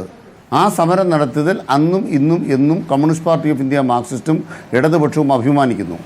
ഞങ്ങൾക്ക് അധികാരം കിട്ടിയപ്പോൾ ഞങ്ങൾ ആദ്യം ചെയ്തത് സ്കൂൾ നന്നാക്കുകയാണ്, ആശുപത്രി നന്നാക്കുകയാണ്, ഇവിടുത്തെ പൊതുസ്ഥാപനങ്ങൾ നന്നാക്കുകയാണ്. ഇതാ നന്നാക്കിക്കൊണ്ടിരിക്കുന്നു. ബഹുമാനപ്പെട്ട അച്യുതൻ സാർ പറഞ്ഞ പോലെ ആവശ്യത്തിനായിട്ടില്ല, അല്ലെങ്കിൽ ഇനിയും ഏറെ സാധ്യതയുണ്ട്. 100% സ്വീകാര്യമാണ്. അങ്ങനെ തന്നെ മുന്നോട്ട് പോകേണ്ടത്. ഞങ്ങൾ ഡിഫെൻഡ് ചെയ്യുന്നത് ഇതെല്ലാം ആയതുകൊണ്ടല്ല. ഇത്രയും ഞങ്ങൾക്ക് ചെയ്യാനായി, ഇത്രയും നമുക്ക് ചെയ്യാനായി വരുന്നതിനെ നിങ്ങൾ എന്തിന് എതിർത്തു എന്ന് മാത്രമേ എന്റെ ചോദ്യം. ചുരുങ്ങിയത് 24 വർഷം എന്നുള്ളത് പോകട്ടെ. ബിർള അംബാനിയുടെ റിപ്പോർട്ട് മാറ്റിവെക്കൂ. ചുരുങ്ങിയ പക്ഷം 2016 ഉമ്മൻചാണ്ടി സർക്കാരിന്റെ കാലത്തുള്ള ആഗോള വിദ്യാഭ്യാസ സംഗമത്തിലെങ്കിലും പങ്കെടുത്ത് ക്രിയാത്മകമായി അതിലിടപെടാമായിരുന്നില്ലേ? അങ്ങനെയാണെങ്കിൽ 8 വർഷമെങ്കിലും നമുക്ക് ലാഭിച്ചൂടെ? ഇപ്പോൾ ആ സ്വകാര്യ സർവകലാശാലയിൽ നിന്ന് പുറത്തിറങ്ങിയ വിദ്യാർത്ഥികൾ കേരളത്തിൽ സ്റ്റാർട്ടപ്പ് തുടങ്ങിയേനെ. അത് മനസ്സിലാക്കണമെങ്കിൽ ഒറ്റ കാര്യം ചെയ്താൽ മതി. നയനാർ സർക്കാരിൻ്റെ കാലത്ത് ആരംഭിച്ച സ്മാർട്ട് സിറ്റി ടെക്നോ പാർക്ക് ഇന്ന് എവിടെ നിൽക്കുന്നു? LDFൻ്റെ നയം അതാണ്. ഞങ്ങൾ കമ്പ്യൂട്ടറിനെ എതിർക്കുകയോ ടെക്നോളജി എതിർക്കുകയോ ചെയ്തിട്ടില്ല. അതേസമയം ഉമ്മൻചാണ്ടി സർക്കാരിൻ്റെ കാലത്ത് കൊണ്ടുവന്നിട്ടുള്ള കൊച്ചിയിലെ സ്മാർട്ട് സിറ്റി എവിടെ പോയി കിടക്കുന്നു? നമുക്കൊന്ന് താരതമ്യം ചെയ്യാം. സ്വകാര്യ മേഖല ഏൽപ്പിച്ചാലല്ല ഇത് ഗംഭീരമായിക്കൊള്ളും. സ്വകാര്യ മേഖല വന്ന് ഇതാകെ ഉടലോടെ സ്വർഗത്തിൽ കൊണ്ടുപോകും എന്നൊന്നും തെറ്റിദ്ധാരണ വേണ്ട. അവർ വരുമ്പോൾ ഇന്ത്യ രാജ്യത്ത് എവിടെ അവർക്കിപ്പോൾ വരാം. ഇപ്പോൾ അസീം പ്രേംജി യൂണിവേഴ്സിറ്റി വന്നു, ജെയിൻ സർവകലാശാല വന്നു. അങ്ങനെ വരുന്നവർക്ക് ഒരു സാമൂഹിക നിയന്ത്രണം, മലയാളിക്കൊരു ഇടം കിട്ടണം. ഇവിടെ ബഹുമാനപ്പെട്ട നവാസ് പറഞ്ഞൊരു കാര്യമുണ്ട്, വിദ്യാർത്ഥികൾക്ക് ഫീസിൻ്റെ കാര്യം. നമ്മളൊരു സർവകലാശാല വരുമ്പോൾ എങ്ങനെ വേണമെന്നുള്ളത് ചർച്ച ചെയ്യാം. ഇവിടെ ഉയർന്ന ഫീസ് എല്ലാവരുടെയും കൊള്ള ഫീസ് വാങ്ങിക്കാൻ സപ്പോർട്ട് ചെയ്യുന്ന ഗവൺമെൻറ്റാണോ? അത് ഞങ്ങളങ്ങനെയല്ല. നമുക്ക് ചർച്ച ചെയ്യാൻ, ബില്ല് അവതരിപ്പിച്ചിട്ടല്ലേ ഉള്ളൂ. പ്രധാനമായും ഫോക്കസ് ഇതാണ്. ഒന്ന്, ഇന്ത്യ രാജ്യത്തെവിടെയും നിയന്ത്രണ നിയമങ്ങളില്ല. കേരളത്തിൽ ആദ്യമായി നിയന്ത്രണ നിയമങ്ങളിലേക്ക് വന്നിരിക്കുന്നു. മറ്റു സംസ്ഥാനങ്ങൾ ഈ മാതൃക സ്വീകരിക്കാൻ തയ്യാറാണോ? ശരി നവാസ്, അങ്ങനെ കേരളത്തിൽ അങ്ങനെ മറ്റു സംസ്ഥാനങ്ങൾക്ക് കൂടി മാതൃകാപരമായ ഒരു ബില്ലാണ് അവതരിപ്പിക്കുന്നതെന്നാണ് സർക്കാരിന്റെ വാദം. വൈകിയ വർഷങ്ങളെക്കുറിച്ച് അദ്ദേഹത്തിന് ആ രീതിയിൽ വിശദീകരിക്കാൻ കഴിയുന്നില്ലെങ്കിലും അടിസ്ഥാന സൗകര്യ വികസനത്തിന് പ്രാധാന്യം കൊടുത്തുകൊണ്ടുള്ളതായിരുന്നു സർക്കാരിൻ്റെ ഊന്നൽ. ഇപ്പോൾ ഇതാ ഒരു സാഹചര്യം സംജാതമായിരിക്കുന്നു. 2023 ഈ വിദേശ സർവകലാശാലകളെ 500 റാങ്കിൽപ്പെട്ടവരെ ഇന്ത്യയിലേക്ക് ക്ഷണിച്ചുകൊണ്ടുള്ള കേന്ദ്ര സർക്കാർ തീരുമാനം വരുന്നത്. അതിനനുസരിച്ച് സർക്കാർ നയം മാറ്റുന്നു. അതിലെന്താ തെറ്റ്? മൂർത്തമായ സാഹചര്യത്തിൽ മൂർത്തമായ തീരുമാനം. അല്ല, അത് ആരുടെ മൂർത്തമായ സാഹചര്യവും ആരുടെ മൂർത്തമായ തീരുമാനവുമാണ് എന്നാണ്. കേരളത്തിലെ വിദ്യാർത്ഥി സമൂഹത്തിന് മൂർത്തമായ സാഹചര്യവും മൂർത്തമായ തീരുമാനവുമല്ല. CPM നയമാറ്റം സംഭവിച്ചു. അവർ 10-12 വർഷത്തിന് ശേഷം അവർ നയം മാറാൻ വേണ്ടി തീരുമാനിച്ചു. അത് കേരളത്തിലെ വിദ്യാർത്ഥികളുമായോ പൊതുസമൂഹവുമായോ ബന്ധപ്പെട്ട ഒരു കാര്യവുമില്ല. അവരുടെ ഒരു ഇൻട്രസ്റ്റും അല്ല CPM പ്രൊട്ടക്ട് ചെയ്യാൻ ശ്രമിച്ചത് എന്നൊരു കാര്യമാണ്. രണ്ടാമത്, ഇപ്പോൾ അദ്ദേഹം പറയുന്നത് കേരളത്തിൽ മാതൃകാപരമായ ഒന്നാണ് ഇപ്പോൾ കൊണ്ടുവന്നിട്ടുള്ള ബില്ല് എന്നാണ്. ഞാൻ ആ ബില്ലുമായി ബന്ധപ്പെട്ട് തുടക്കത്തിൽ പറഞ്ഞത് 100% സ്വകാര്യ സർവകലാശാലകളെ സ്വാഗതം ചെയ്യുമ്പോൾ തന്നെ ഞാൻ നേരത്തെ സൂചിപ്പിച്ചതുപോലെ ഫീസ് റെഗുലേറ്ററി കമ്മിറ്റി ഉൾപ്പെടെയുള്ള ചില കൂട്ടിച്ചേർക്കൽ വിദ്യാർത്ഥി സംഘടനകളുമായി എന്ന് ഞങ്ങൾ നേരത്തെ ആവശ്യപ്പെട്ടു. അത് ലീഗ് MLA-മാർക്ക് ഉന്നയിക്കാമല്ലോ നിയമസഭയിൽ, പ്രതിപക്ഷത്തിന് ഉന്നയിക്കാം. അത് ഭേദഗതി വരും, ആ ഭേദഗതിയിൽ അതൊക്കെ ഉൾപ്പെടുത്താം. തീർച്ചയായും ഞങ്ങൾ ആവശ്യപ്പെടുന്നത് ഞങ്ങൾ ആവശ്യപ്പെടുന്ന MLA-മാർക്ക് മാത്രമല്ല വിദ്യാർത്ഥി സംഘടന കൂടി കേൾക്കാൻ തയ്യാറാകണം എന്നാണ് ഞങ്ങൾ നേരത്തെ ആവശ്യപ്പെട്ടത്. ഇനി അരുൺകുമാർ, ഞാനൊരു മോഡലിനെ കുറിച്ച് പറയാം. ഞാൻ കഴിഞ്ഞ 2 ദിവസങ്ങളായി കേരളത്തിന് പുറത്തുള്ള പല സർവകലാശാലകളിലെ അതുമായി ബന്ധപ്പെട്ട ആളുകളുമായി സംസാരിച്ചു. അവരിലൊക്കെ സംസാരിച്ചപ്പോൾ എനിക്ക് തോന്നിയ കേരളത്തിൻ്റെ ഒരു മോഡലുണ്ട് ശ്രീ അരുൺകുമാർ. കേരളം എങ്ങനെയാണ് ഒരു സ്വകാര്യ സർവകലാശാലയ്ക്ക് മോഡലാകേണ്ടത്? കേരളം ഒരു കൊച്ചു സംസ്ഥാനമാണ്, മൂല്യാധിഷ്ഠിതമായ വിദ്യാഭ്യാസം നൽകുന്ന ഒരു സംസ്ഥാനമാണ് നമ്മൾ. അപ്പോൾ ഒരു സ്വകാര്യ സർവകലാശാല വരുമ്പോൾ നമ്മുടെ സർവകലാശാലകൾക്ക് നേരത്തെ നമ്മുടെ പാനലിസ്റ്റ് പറഞ്ഞതുപോലെ നമ്മുടെ സർവകലാശാലകൾക്ക് വരാൻ പോകുന്ന വിപത്തുകളെക്കുറിച്ച് നമുക്ക് ആശങ്കയുണ്ട്. നേരത്തെ പറഞ്ഞ പോലെ സാമൂഹിക നീതിയുമായി ബന്ധപ്പെട്ട് നമുക്ക് ആശങ്കയുണ്ട്, ഫീസുമായി ബന്ധപ്പെട്ട് നമുക്ക് ആശങ്കയുണ്ട്. അവിടെ സർക്കാരിന് ഇടപെടാൻ വേണ്ടി കഴിയുമോ? അത് പൂർണ്ണമായി ഇടപെടാൻ കഴിയുന്ന ഒന്നാണോ എന്നൊരു പ്രധാനപ്പെട്ട പ്രശ്നമാണ്. അത് സാധ്യമല്ലാത്തൊരു പ്രശ്നം നിലവിലുണ്ട് ഇന്ത്യ മഹാരാജ്യത്ത്. അത് രാജ്യത്ത് UGCയുടെ പ്രൈവറ്റ് റെഗുലേഷൻ ആക്ട് നിലവിലുണ്ടല്ലോ. ആ UGCയുടെ പ്രൈവറ്റ് റെഗുലേഷനുമായി ബന്ധപ്പെട്ട് UGC തീരുമാനിക്കുന്ന കാര്യങ്ങളാണ് നടപ്പിലാക്കാൻ വേണ്ടി കഴിയുക. കേരള ഗവൺമെന്റിന് അതിൽ ഇടപെടാൻ എന്ത് അവകാശമുണ്ട് എന്നൊരു പ്രധാനപ്പെട്ട ചോദ്യമുണ്ട്. നമുക്കറിയാം, ഓട്ടോണമസ് കോളേജുകളുമായി ബന്ധപ്പെട്ട് നമ്മൾ പല നിർദ്ദേശങ്ങളും വെച്ചു. ഇപ്പോൾ കേരളത്തിൽ നടക്കുന്ന എന്താണ്? ഒരു പ്രൈവറ്റ് സ്ഥാപനം ഓട്ടോണമസ് കോളേജിന് വേണ്ടി ഒരു കോളേജ് അപേക്ഷ കൊടുത്താൽ നമ്മുടെ സർവകലാശാലകൾ നമ്മൾ പറഞ്ഞിട്ടുള്ള ഏതെങ്കിലും തരത്തിലുള്ള കണ്ടീഷൻസ് അവർ മീറ്റ് ചെയ്തില്ലെങ്കിൽ അത് കൊടുക്കേണ്ടെന്ന് തീരുമാനിച്ചാൽ 1 മാസത്തിനുള്ളിൽ അതിന് കൊടുത്തില്ല എങ്കിൽ UGC നേരിട്ട് അവർക്ക് ഓട്ടോണമസ് പദവി നൽകും. അപ്പോൾ നമ്മൾ ഈ പറയുന്ന ആശങ്കയുണ്ട്. എന്താണെന്നൊന്ന് മാത്രം കേട്ടിട്ട് വരാം. അനിൽ, വിയോജിപ്പ് എന്താ? അല്ല, ബഹുമാനപ്പെട്ട AK ആന്റണി മുഖ്യമന്ത്രിയായിരുന്നപ്പോൾ നിങ്ങളല്ലേ ലീഗിലെ മന്ത്രി, നിങ്ങൾ കേരളത്തിൽ സ്വാശ്രയ കോളേജുകൾ അനുവദിച്ചപ്പോൾ ഇതുപോലൊരു നിയമം കൊണ്ടുവന്നിട്ടുണ്ടോ? യെസ്, മറുപടി. 2 സ്വാശ്രയ കോളേജ് സമയം ഒരു സർക്കാർ കോളേജ് എന്ന് ആന്റണി പറഞ്ഞു. മറുപടി നവാസ്. അല്ല അനിൽകുമാർ, എന്താണ് ഈ സവിശേഷത നിങ്ങൾ പറയുന്നത്? എനിക്ക് മനസ്സിലായില്ല. അതായത് AK ആന്റണി സർക്കാരിൻ്റെ കാലത്ത് 2 സ്വാശ്രയ കോളേജുകൾക്ക് സമം ഒരു സർക്കാർ കോളേജ് എന്നതായിരുന്നല്ലോ 50% ഫീസ് ഇളവുണ്ടാവുമെന്ന് പറഞ്ഞത്. അത് നടന്നില്ലല്ലോ എന്നാണ് അദ്ദേഹം സൂചിപ്പിച്ചത്. അതെ, അല്ല ഞാൻ നേരത്തെ പറഞ്ഞല്ലോ, ഇത്തരം വിഷയങ്ങളിൽ പൂർണ്ണമായ ഒരു സംസ്ഥാന ഗവൺമെന്റ് ഇടപെടാൻ കഴിയാത്തൊരു സാഹചര്യം ഇന്ത്യ ഗവൺമെന്റിന്റെ നയങ്ങളുടെ ഭാഗമായിട്ടുണ്ട്. ഇപ്പൊ നമ്മൾ ഈ പറയുന്ന സ്വകാര്യ സർവകലാശാല, ഞാൻ പറഞ്ഞു പൂർത്തീകരിക്കട്ടെ, സ്വകാര്യ സർവകലാശാലയുമായി ബന്ധപ്പെട്ട് നമ്മളിപ്പോ ഒരു ഞാൻ കൊണ്ടുവരുമ്പോൾ UGC ഞാനത് പറയട്ടെ, ഞാനത് പറഞ്ഞു പൂർത്തി. ഓക്കെ, ആ താങ്കൾ ക്ലിയർ ആയിരിക്കും. Okay, thank you. ഇനി ഞാനൊന്ന് പറയട്ടെ, നിങ്ങൾ ക്ലിയർ ആയിക്കോട്ടെ. ഞാൻ പറഞ്ഞ നിലവിൽ ഇവിടുത്തെ സ്വകാര്യ സർവകലാശാലകളിൽ ഞങ്ങൾ പറയുന്ന നിർദ്ദേശങ്ങളും ഇപ്പോൾ സർക്കാർ വെച്ച നിർദ്ദേശങ്ങളും ഒക്കെ നമ്മളൊരു ബില്ലായി കൊണ്ടുവന്നാലും അത് നടപ്പിലാക്കാൻ നിലവിൽ ഇന്ത്യ രാജ്യത്തെ UGCയുടെ കീഴിൽ അത് സാധ്യമാണോ? അല്ല എന്നാണ് എൻ്റെ വാദം. 2003 UGCയുടെ റെഗുലേഷൻ പ്രകാരം അത് സാധ്യമല്ല. അപ്പോൾ സ്വാഭാവികമായി നമുക്ക് ചെയ്യാവുന്ന ഒരു മാതൃകയുണ്ട് അരുൺകുമാർ. ഞാൻ ആ മാതൃക പറയാനാണ് ശ്രമിച്ചത്, പോസിറ്റീവായ ഒരു മാതൃക പറയാണ്. കേരളത്തിൽ നേരത്തെ ഇവിടെ സൂചിപ്പിച്ചല്ലോ, ബ്ലൂബെറിക്ക് വേണ്ടി മദ്യ കമ്പനിക്ക് സ്ഥലം കൊടുത്തല്ലോ, അനുവദിക്കാൻ പോകുന്നല്ലോ കേരളം. ഒരു സ്ഥലം എടുക്കാം നമുക്ക്. കേരളത്തിൽ ഈ യൂണിവേഴ്സിറ്റി വരുന്ന യൂണിവേഴ്സിറ്റിക്ക് പ്രോപ്പർട്ടി ഗവൺമെന്റ് കൊടുക്കട്ടെ, അവിടെ ഇലക്ട്രിസിറ്റി ഗവൺമെന്റ് കൊടുക്കട്ടെ, അവർക്ക് വാട്ടർ കണക്ഷൻ ഗവൺമെന്റ് കൊടുക്കട്ടെ, എന്നിട്ട് പ്രൈവറ്റ് ഫണ്ട് ഇൻവെസ്റ്റ്മെന്റ് ഈ പ്രൈവറ്റ് ഏജൻസികൾ ചെയ്യട്ടെ. നമുക്ക് കണ്ടീഷൻ വെക്കാം ഇവരോട്. അപ്പോൾ മറ്റാരേക്കാളും നമ്മുടെ ആശങ്കകൾ പരിഹരിച്ചുകൊണ്ട് ഒരു സ്വകാര്യ സർവകലാശാല എന്ന് പറയുന്ന സാമൂഹ്യ നീതിയിൽ അധിഷ്ഠിതമായിട്ടുള്ള നമ്മൾ നേരത്തെ പറഞ്ഞ പ്രശ്നങ്ങളൊക്കെ പരിഹരിച്ചുകൊണ്ട് ഒരു സർവകലാശാല പൂർണ്ണമായി സാധ്യമല്ലേ? അത്തരം ചിന്തകളിലെ ഗവൺമെന്റിന് പോകാൻ കഴിയും. ചെയ്യുമ്പോൾ തന്നെ അത്തരം ഇടപെടലുകൾക്ക് സാധ്യമല്ലേ എന്ന് നോക്കുകയാണ്. ആ കെട്ടിടം നിർമ്മിക്കണമെങ്കിൽ കിഫ്ബിയിൽ പണം വേണം. കിഫ്ബിയിൽ പണം വേണമെങ്കിൽ കിഫ്ബി റവന്യൂ ജനറേഷൻ മോഡൽ ആവണം. റവന്യൂ ജനറേറ്റ് ചെയ്യണമെങ്കിൽ ടോൾ പിടിക്കണം. അത് നിങ്ങൾ സമ്മതിക്കില്ല. ഞാൻ പറയുന്നത് അല്ല അരുൺകുമാർ, ഞാൻ പറയുന്നത് ഇൻവെസ്റ്റ്മെന്റ് ഈ പറയുന്ന അസീം പ്രേംജി യൂണിവേഴ്സിറ്റി ഉൾപ്പെടെ ഇൻട്രസ്റ്റഡ് ആയ ആളുകൾ സർവകലാശാല ചെയ്യട്ടെ.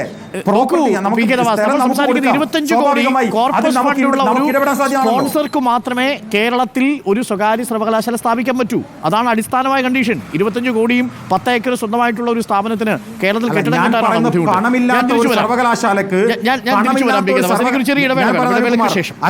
Welcome back. കേരള സംസ്ഥാനത്ത് സ്വകാര്യ സർവകലാശാലകൾ അനുവദിക്കാനുള്ള ബിൽ ഇപ്പോൾ അവതരിപ്പിക്കുന്നത് വൈകിവന്ന വിവേകമാണോ, കാലാനുസൃതമായ മാറ്റമാണോ, നയം മാറ്റമാണോ എന്നാണ് നമ്മൾ പരിശോധിക്കുന്നത്. നമുക്കിപ്പം അതിഥികളായി CPM പ്രതിനിധി advocate K Anilkumar, advocate R Aparna, save education committee അംഗം, പ്രൊഫസർ ഡോക്ടർ അച്യുത് ശങ്കർ, വിദ്യാഭ്യാസ വിദഗ്ധൻ, PK നവാസ്, UDF പ്രതിനിധി എന്നിവരാണ്.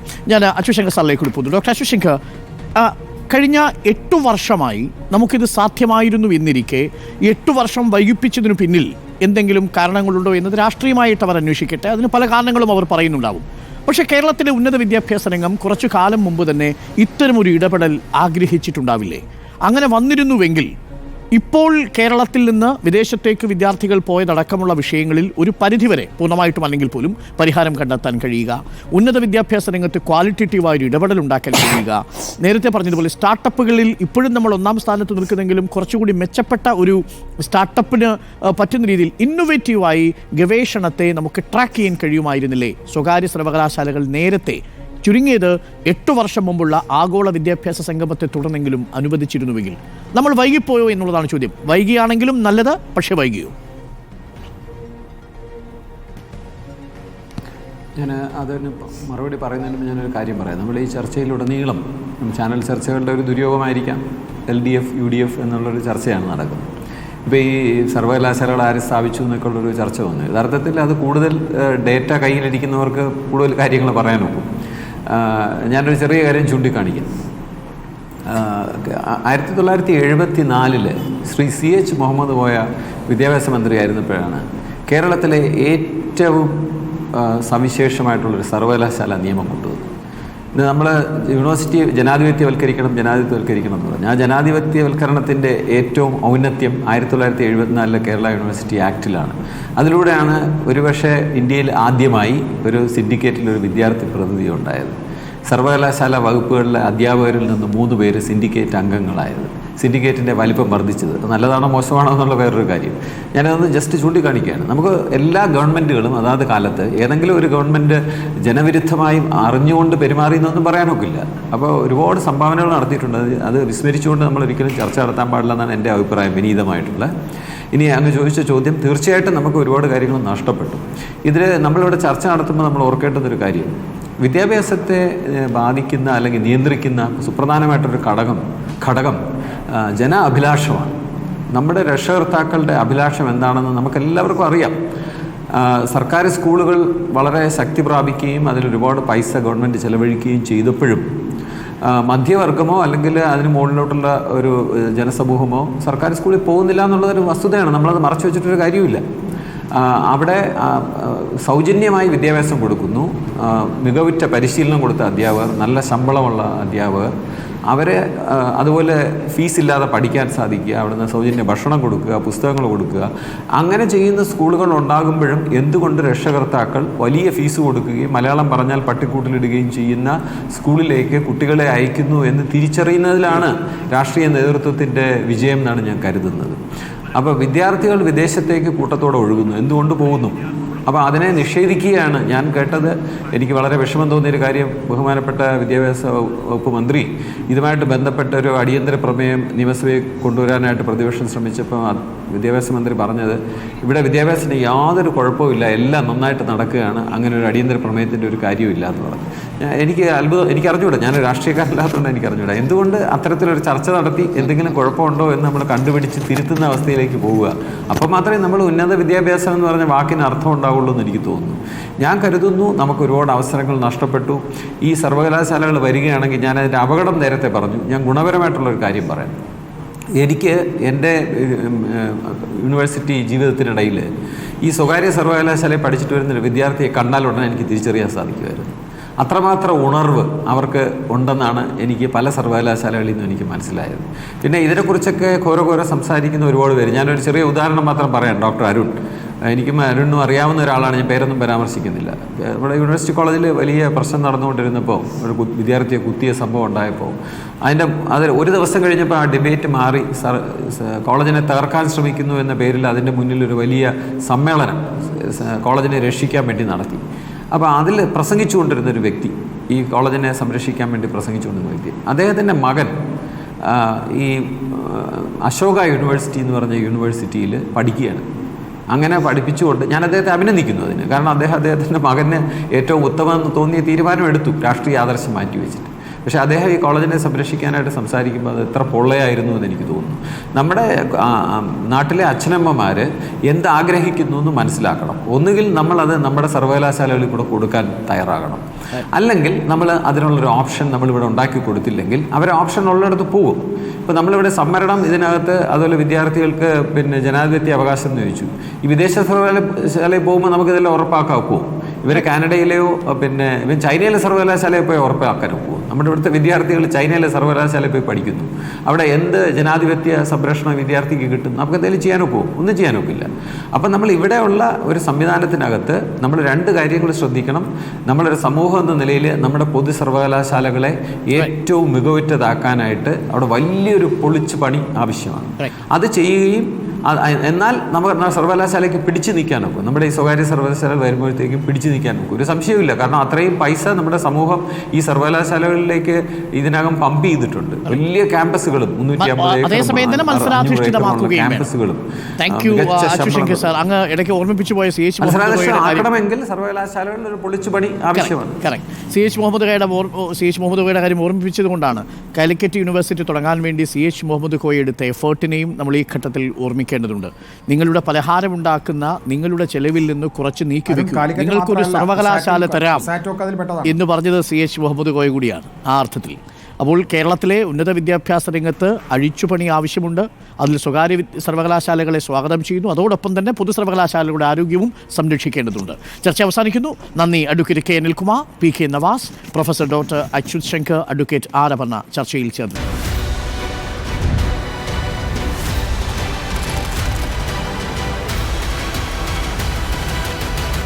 Debate with Dr. Arun Kumar.